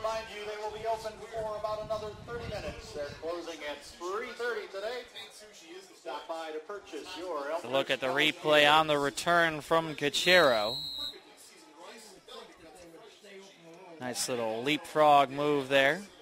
Here comes Gruchot, escorting him out of bounds. There's a new quarterback for North Park. Evan Rhodes, a senior out of Howell, Michigan. And he is greeted equally as nastily as they did for Krebs. Well, is this perhaps a reflection on the play of Krebs today, or is this a let's see what this guy can do? Boy, it's a long season.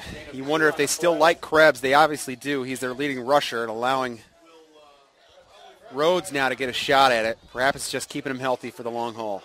Rhodes has carried 4 times this year, and now he'll pass. This might be why. That's a perfect spiral. And a wide-open Anthony Capello could not make the catch. First passing attempt by a quarterback not named Krebs this year. Yep. Perhaps he allows North Park to open things up a little more. Rhodes puts a pretty good spin on it here. Eyeballing his tight end down the seam. Holds in the pocket. Pretty good look from the senior quarterback. 3rd and 8 from the 35. Rhodes will allow it to go straight ahead, and there's nothing there at all. Boy, when this offense is going good, it's tough to stop. When things are going south, it's frustrating as an offense because you're limited in some of your options in the passing game. Andrew Kick was the ball carrier. A gain of 2 out to the 37, 4th down and 6. One man who's been very busy today for North Park is the punter, Mark Howard. Nice left-footed blast. Fair catch called for by Corey Tunn at the 27-yard line. 2:57 to play, third quarter, 49-6. Elmhurst with the lead. Joe Furco returns to finish out the third quarter. He'll have his full complement of starting offensive linemen. Reserve receivers will join him along with Scotty Williams.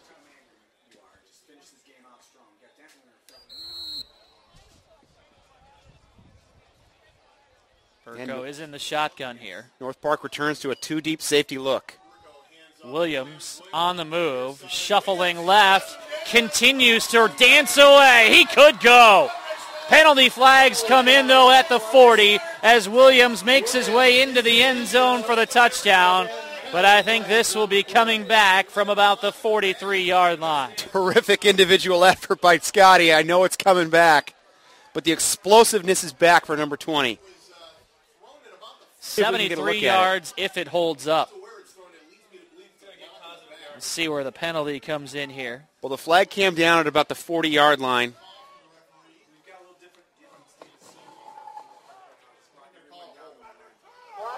No hold there. A block in the back is the call. That must have been it right there. Yep, they'll call it low. No, there it is. Griffin Gibson with a little bit of a block in the back, Sure. and you can see that Andrew Saltzman right away was saying, you're going to throw the flag on that? Williams does receive credit for a 46-yard rush on the play. And Elmhurst will set up 1st and 10 from their own 47-yard line. That'll put Williams over 200 yards in the game. Here's two-back to midfield. What a luxury two-back's been this year. Last year it was Williams and nobody else really carrying the football. Griffin Gibson shouldered the load a bit last year as we get a look at two-back here as running mate. But two-back coming into today had about 20 carries and 130 yards. 222 yards today for Scotty Williams. 1 yard away from third place on the Elmhurst all-time list. Dave Elks, 2,298 yards from 1963 through 1965. Here's Tubeck. Tubeck with a huge run. Still on his feet. Down the far sideline. Shoved out of bounds inside the 20-yard line. It's been a run at will for the Blue Jays against this North Park defense. Yeah, Jays now knocking on the door of 300 yards on the ground, doing their best North Park impersonation here. Check out the zone look here. They overload the right side. 2 H-back, seal the edge. Tubeck able to cut back. Great vision, great explosiveness. North Park has allowed an average of 69 yards a game on the ground. The Jays just rolling up and down the field. Furco with a handoff to a new running back for the Blue Jays. That would be Vince Gabris, who scored the touchdown earlier. Gabris, a tight end. Elmhurst with 356 yards on the ground today. Scotty Williams is now in third place in Elmhurst's career history for rushing yardage. Gains at least 3, close to the first down marker. They will not wave the sticks, so we'll give him a 3-yard gain, which will indeed move him up in the career charts. Take a look at the body language. Take a look at the body language here, Tim, if you can, in the North Park. Reluctant to get into their stances as Elmhurst is really running the football right down their throat. Williams still on his feet, into the end zone for the touchdown. Scotty Williams with his third touchdown of the ball game. Is this kid terrific or what? Well, we were waiting to see him in the first 2 games of the year. He has definitely emerged at Chicago and now here in the CCIW opener as well. Well, coming into the season, Scotty Williams was unanimously identified as the number 1 playmaker coming back in the CCIW this year. He's starting to show why here today. 55-6 with under a minute to play in the third quarter.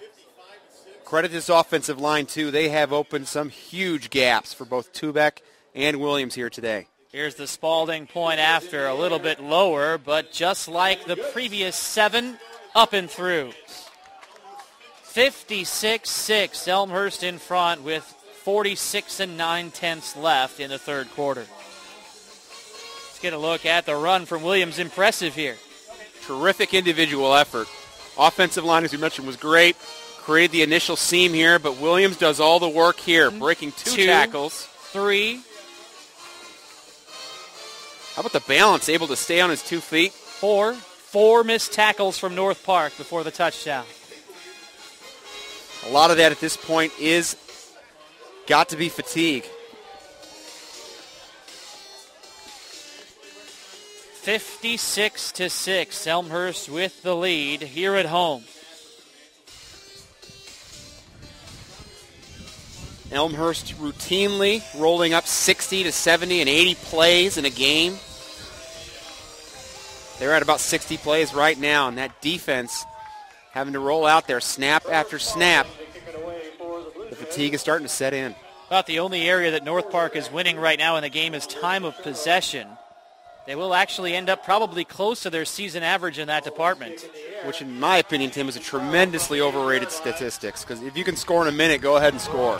Cachero tripped up by Peyton on special teams at the 22-yard line.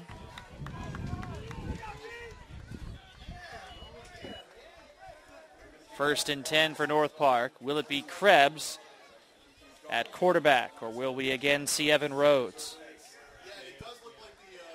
Well, the Jays have far exceeded the 3-game combined total. Rhodes is the quarterback for North Park.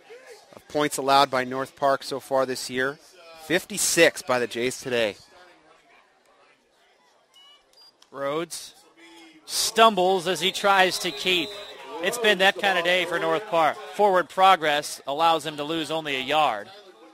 How about a little welcome to Langhorse Field here from Tyler Demas. Knifing through. Great form tackle. Nice job. Drew Walkington is in the ball game for North Park as an extra running back here.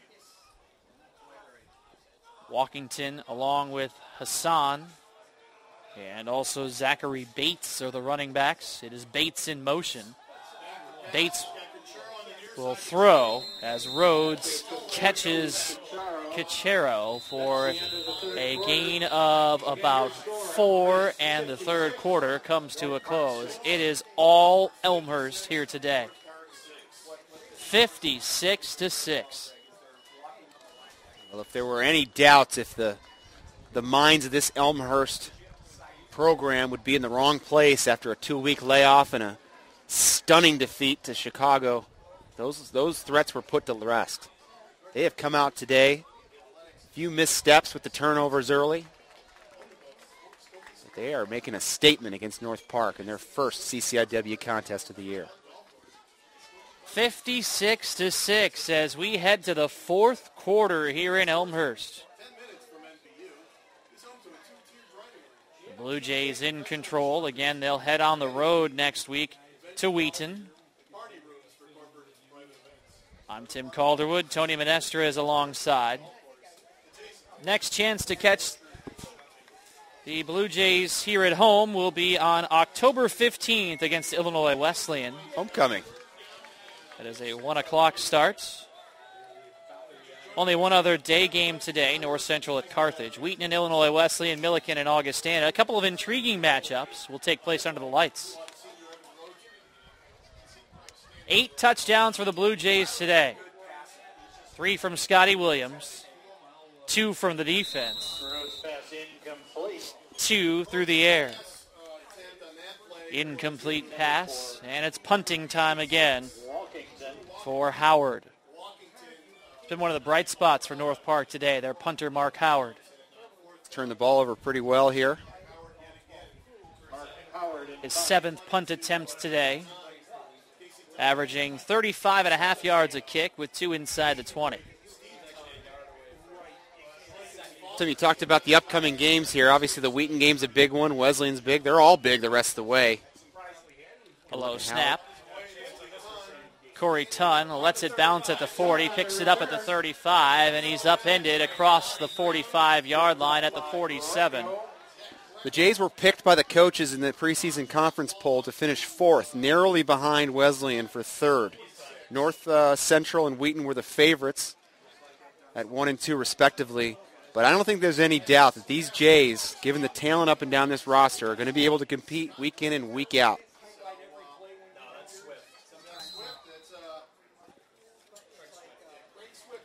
Joe Furco will remain in the ball game for the Blue Jays, but he does have a new running back.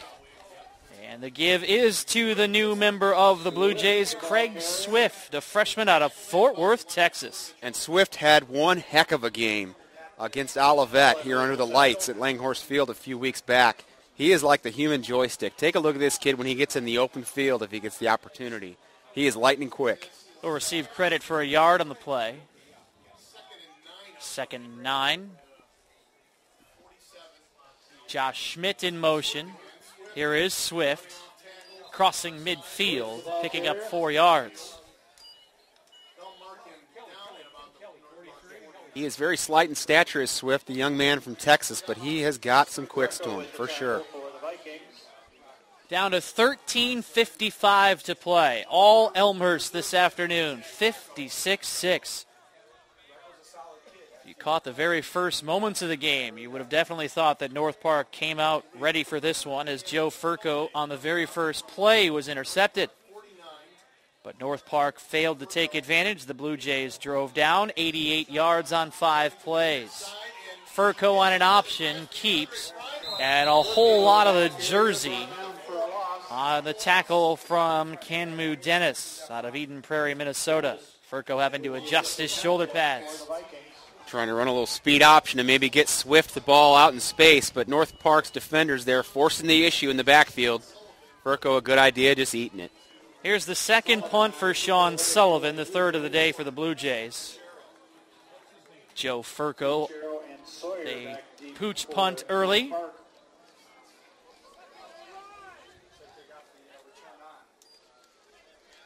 Sullivan with a 33-yard punt in his only attempt. This will be gobbled up at the 28-yard line by Sawyer. And Sawyer crosses the 30 out to the 33-yard line. Corey Tunn upends it. Well, in terms of the North Park offense, it looks like Tyler Krebs' day is done. His stat line, Tim, 1 of 9 for 3 yards passing. Ground game, 19 carries for 26 yards, an average of 1.4 yards on the ground. And we're talking about a man who led the CCIW in rushing yards with over 340 entering play today.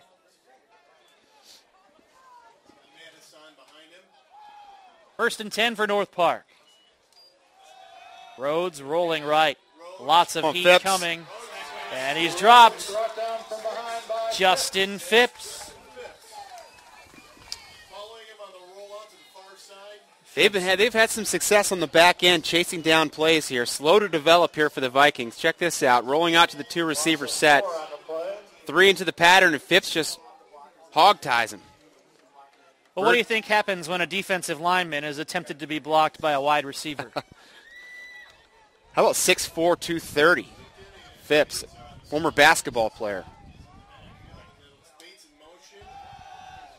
Rhodes throwing deep for Cacharo. Way too much.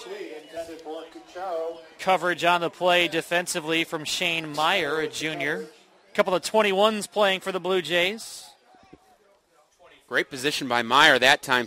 Receiver stemming Meyer to the corner, coming back to the post. Meyer stays on top and inside. Great position for a corner. Third and very long. 14 to be precise with 12:04 remaining in the game. 56-6 Elmhurst with the advantage. Behind a solid rushing attack today. Rhodes from his back foot attempted at the one-hand catch from Zachary Bates, but he couldn't bring it into the body. Little switch route here as the tight end and the H-back combo route. Had some troubles here in the backside on the boundary for the Jays today. That's the second time they've allowed the wheel route to come open. Fortunate they got the incompletion there. 24-0 North Central over Carthage in the fourth quarter. So the Cardinals' offense slowed down a bit by the Redmen. Well, Kenosha's a tough place to play for anyone. Corey Tunn backed up to the 27-yard line. Ducks under a tackler and works his way to the 31-yard line, where Elmhurst will take over on offense. It's still Joe Furco in the ball game at quarterback. With the tackle. He has Swift as the lone running back and a whole lot of other substitutions around him.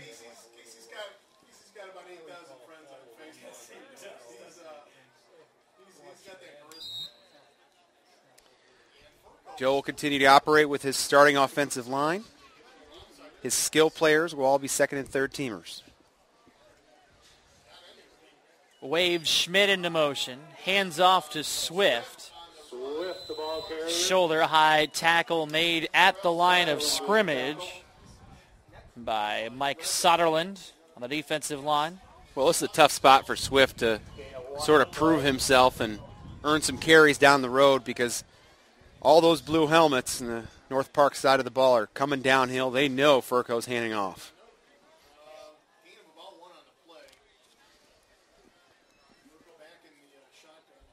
Three wide for Furco here with the clock running. Play clock down to 10 with 11:10 left in the game. A handoff to Swift.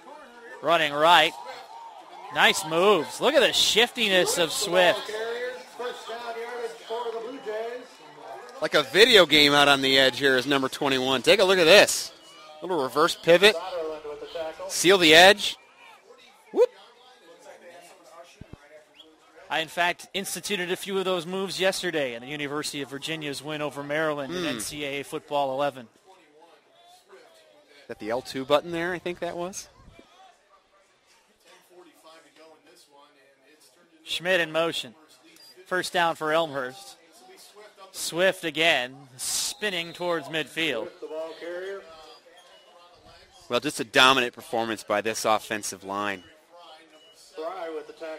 We're starting to see some backups along the offensive line. A few starters still sprinkled in, but they have really controlled the line of scrimmage today for the Blue Shirts. When all is said and done, Elmhurst is going to be close to 400 yards on the ground. They're at 381 currently, and there's still 10 minutes in the game. What a testament to this offense and how multiple they are. They're able to go 300 yards in the air or 400 yards in the ground when they need to. Soderlund stops Swift at the line of scrimmage. No gain on the play. Greco and Soderlund with the stop.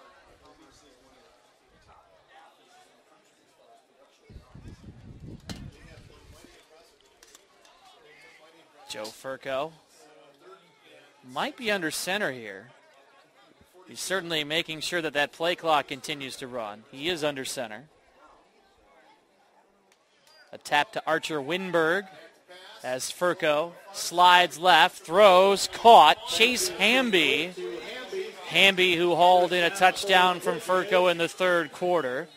keeps the sticks moving, and more importantly, the clock right along with it. Yeah, Hamby's your slot receiver here to the short side of the field. He'll come all the way across the formation. Linebackers lose him. He's underneath the safeties. Good look by Furco. Joe Furco with just his 15th pass attempt of the game. He's been efficient, though, 10 out of 15. They've been good on third down, converting nearly 80% of their third downs, and they're 5 of 5 in the red zone. 1st and 10. Swift running right. Inside the 35-yard line to the 33. Boy, if they can get Swift going now as a third head in that backfield, and the different dimension that he brings with his shiftiness, look out.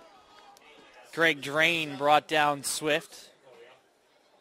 Some valuable playing time here for the freshman. Quality time with some starters along the offensive line still. Of course, working alongside Furco here. 8 minutes and change to play, 56-6. Schmidt in motion. In the belly of Swift, on the move, inside the 20-yard line, down to the 17. You've got to be impressed with the conditioning level, and not just of the skill players, but of the offensive linemen here. Able to run an offense where you're barely snapping the football behind the 20-second mark on the play clock. And they've been able to engineer 80-play games. Today, knocking on the door is 70 plays already. 19 yards for Swift. He's at 39 in the ball game on 7 carries. 1st and 10 again inside the red zone. Furco bobbles the snap, but recovers at the line of scrimmage. Elmhurst, as Tony mentioned, has been perfect in the red zone today. Just in case, Spalding is warming up along the sideline.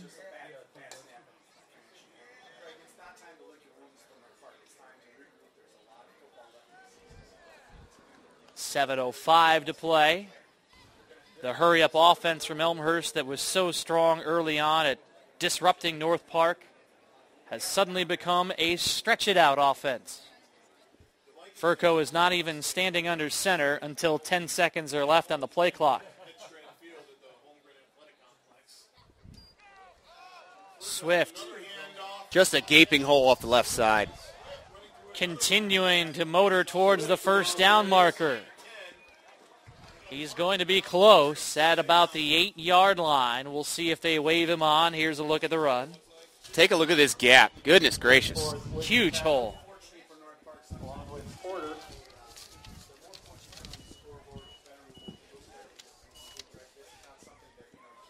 Adam Connors over there at left guard alongside the starter, Homoki. Able to part the gap and give Swift some running room. A yard shy of the 1st down for Swift. Tight splits here for the Jays. Play clock down to 3 as Furco hands off to Swift. He's to the 5-yard line with another Elmhurst 1st down.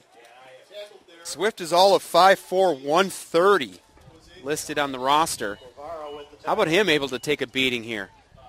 Carried the ball 8 to 10 times here on this drive. The 25th 1st down of the afternoon for Elmhurst. 5:45 remaining. An impressive drive that started with just under 12 minutes left in the 4th quarter. Ball is spotted at the 5-yard line. Swift is the lone back. Play clock down to 3. Swift with the call. Shuffling towards the end zone. Shy at about the 2. Well, perhaps the biggest gap in statistics that you look at is the yards per play so far. Elmhurst averaging nearly 8.5 yards a play, while North Park is struggling to get 2.5 yards a play so far on the day. So, big difference there.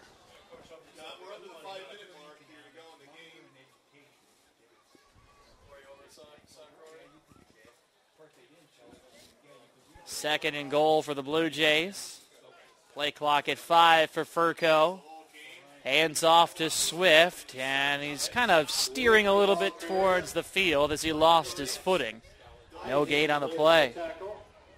Swift came into the game today with only 7 carries. He's done that here on the drive. No gain on the play. He just lost his footing as he tried to change directions there. Sure, Coach Lester will be happy to just put it in his belly 2 more times here. We're ticking under 5 minutes now remaining in the game. 56-6, Elmhurst with the lead. Not only ticking under 5 minutes, ticking down near 4 minutes to play.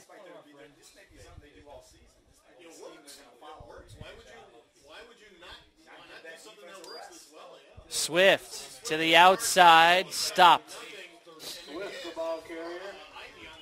And coming on for the field goal will be Trevor Spaulding.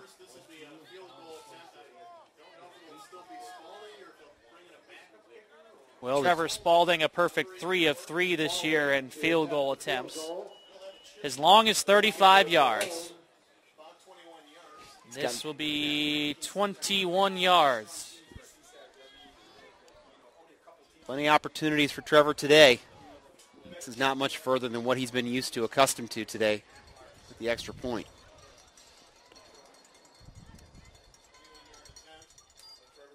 The field goal is up and good. With 3:12 to play, Elmhurst is 1 away from 60. 59-6, the advantage over North Park today.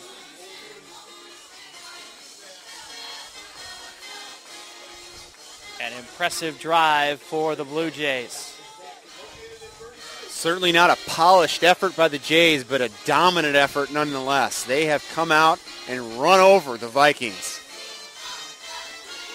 59 points. And great job by the defense. Save for the reverse play to Cocchiaro, they have shut down the Vikings. Mentioned 2.5 yards of play. But North Park has not looked good offensively. And credit the Jays for really disrupting their rhythm.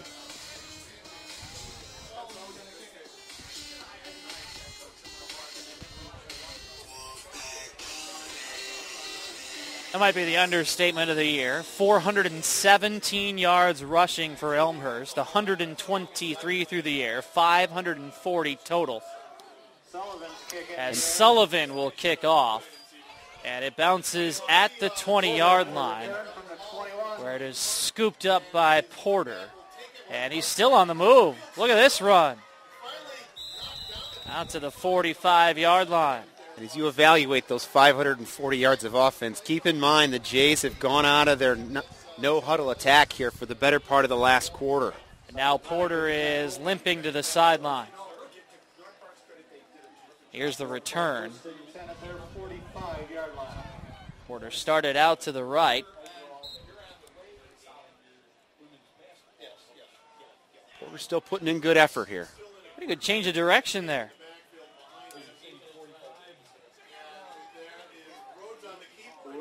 Evan Rhodes handles it himself. Picks up 5 yards to midfield with under 3 minutes to play. Host of new Blue Jays out there on defense. Absolutely dominant performance.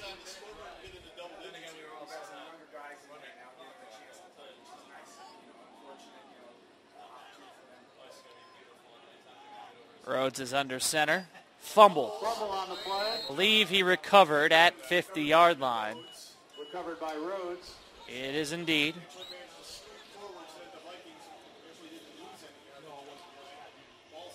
Justin Phipps interrupting there as well. Well, all the sights will be set on Wheaton next week.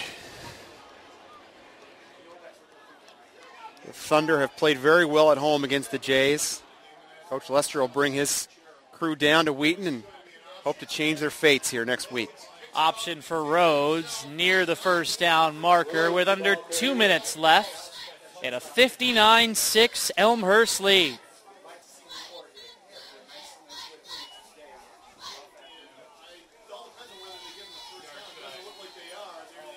They will spot him short of the first down marker, so it's 4th and short for North Park. Elmhurst appears to be on the way to their 11th in a row over the Vikings. Looks as if both teams in front will finish with the victories today, North Central and Elmhurst. Both moving to 1-0 in the CCIW. Tonight we'll get Wheaton down in Bloomington. They'll take on the Titans.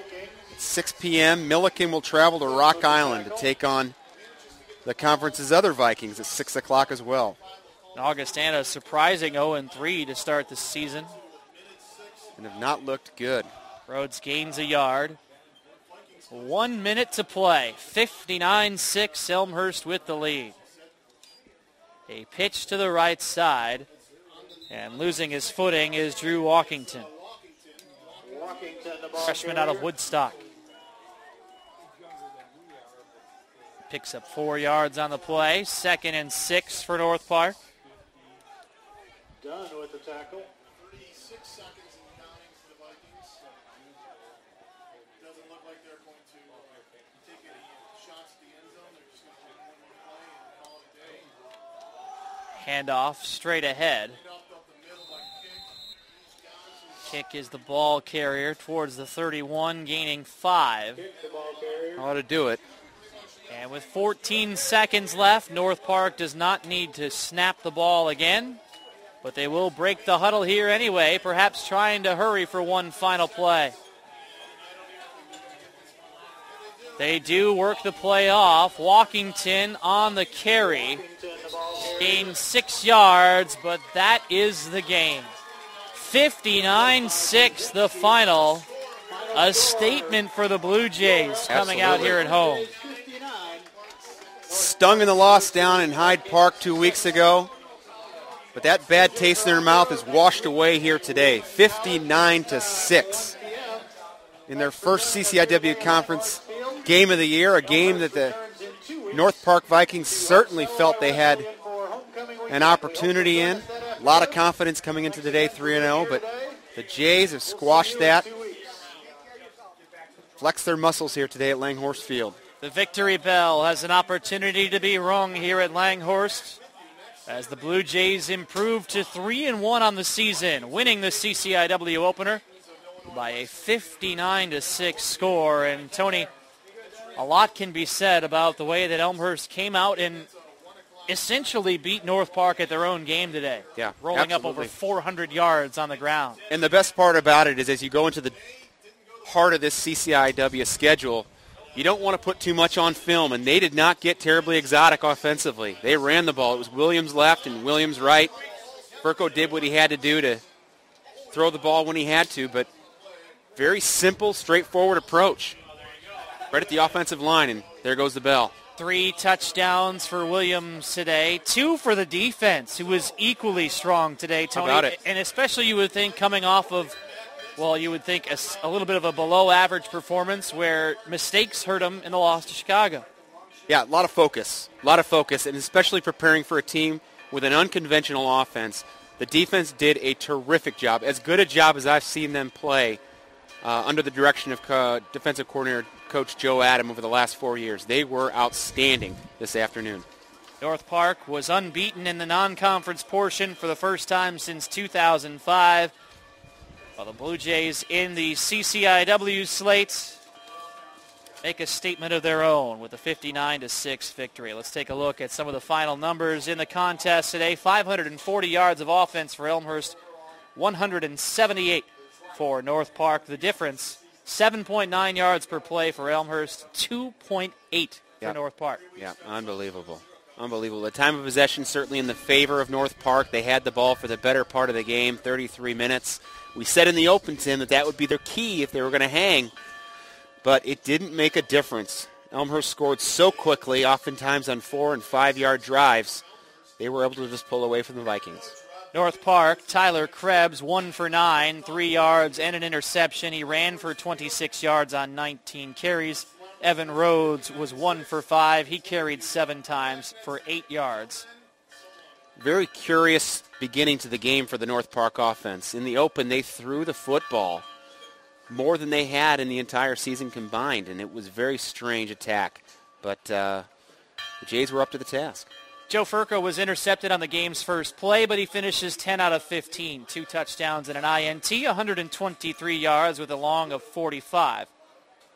For Elmhurst, Scotty Williams, 19 carries, 235 yards, 3 touchdowns. Craig Swift with 54 yards on 13 carries. Furco himself carried 5 times for 19 yards. A lot of spread around the receiving stats. Rodney Payton, 2 grabs, 59 yards. Vince Gabritz, 2 catches, 40 yards, and a touchdown. Chase Hamby, the other touchdown through the air, 2 catches, 20 yards in the victory for the Blue Jays today, who head on the road to Wheaton next Saturday afternoon. Our next video broadcast of Blue Jays football here on Blue Jay TV will come in 2 weeks when Elmhurst welcomes Illinois Wesleyan for the homecoming showdown. The Blue Jays start out the CCIW portion of the schedule exactly how they would have liked. A convincing 59-6 victory over North Park. That's going to put the finishing touches on our broadcast for this Saturday. For my partner, Tony Menestra, and for our entire Blue Jay TV crew, producer-director Glenn, and cameraman Phil, I'm Tim Calderwood. Thanks for watching. We'll talk to you again soon.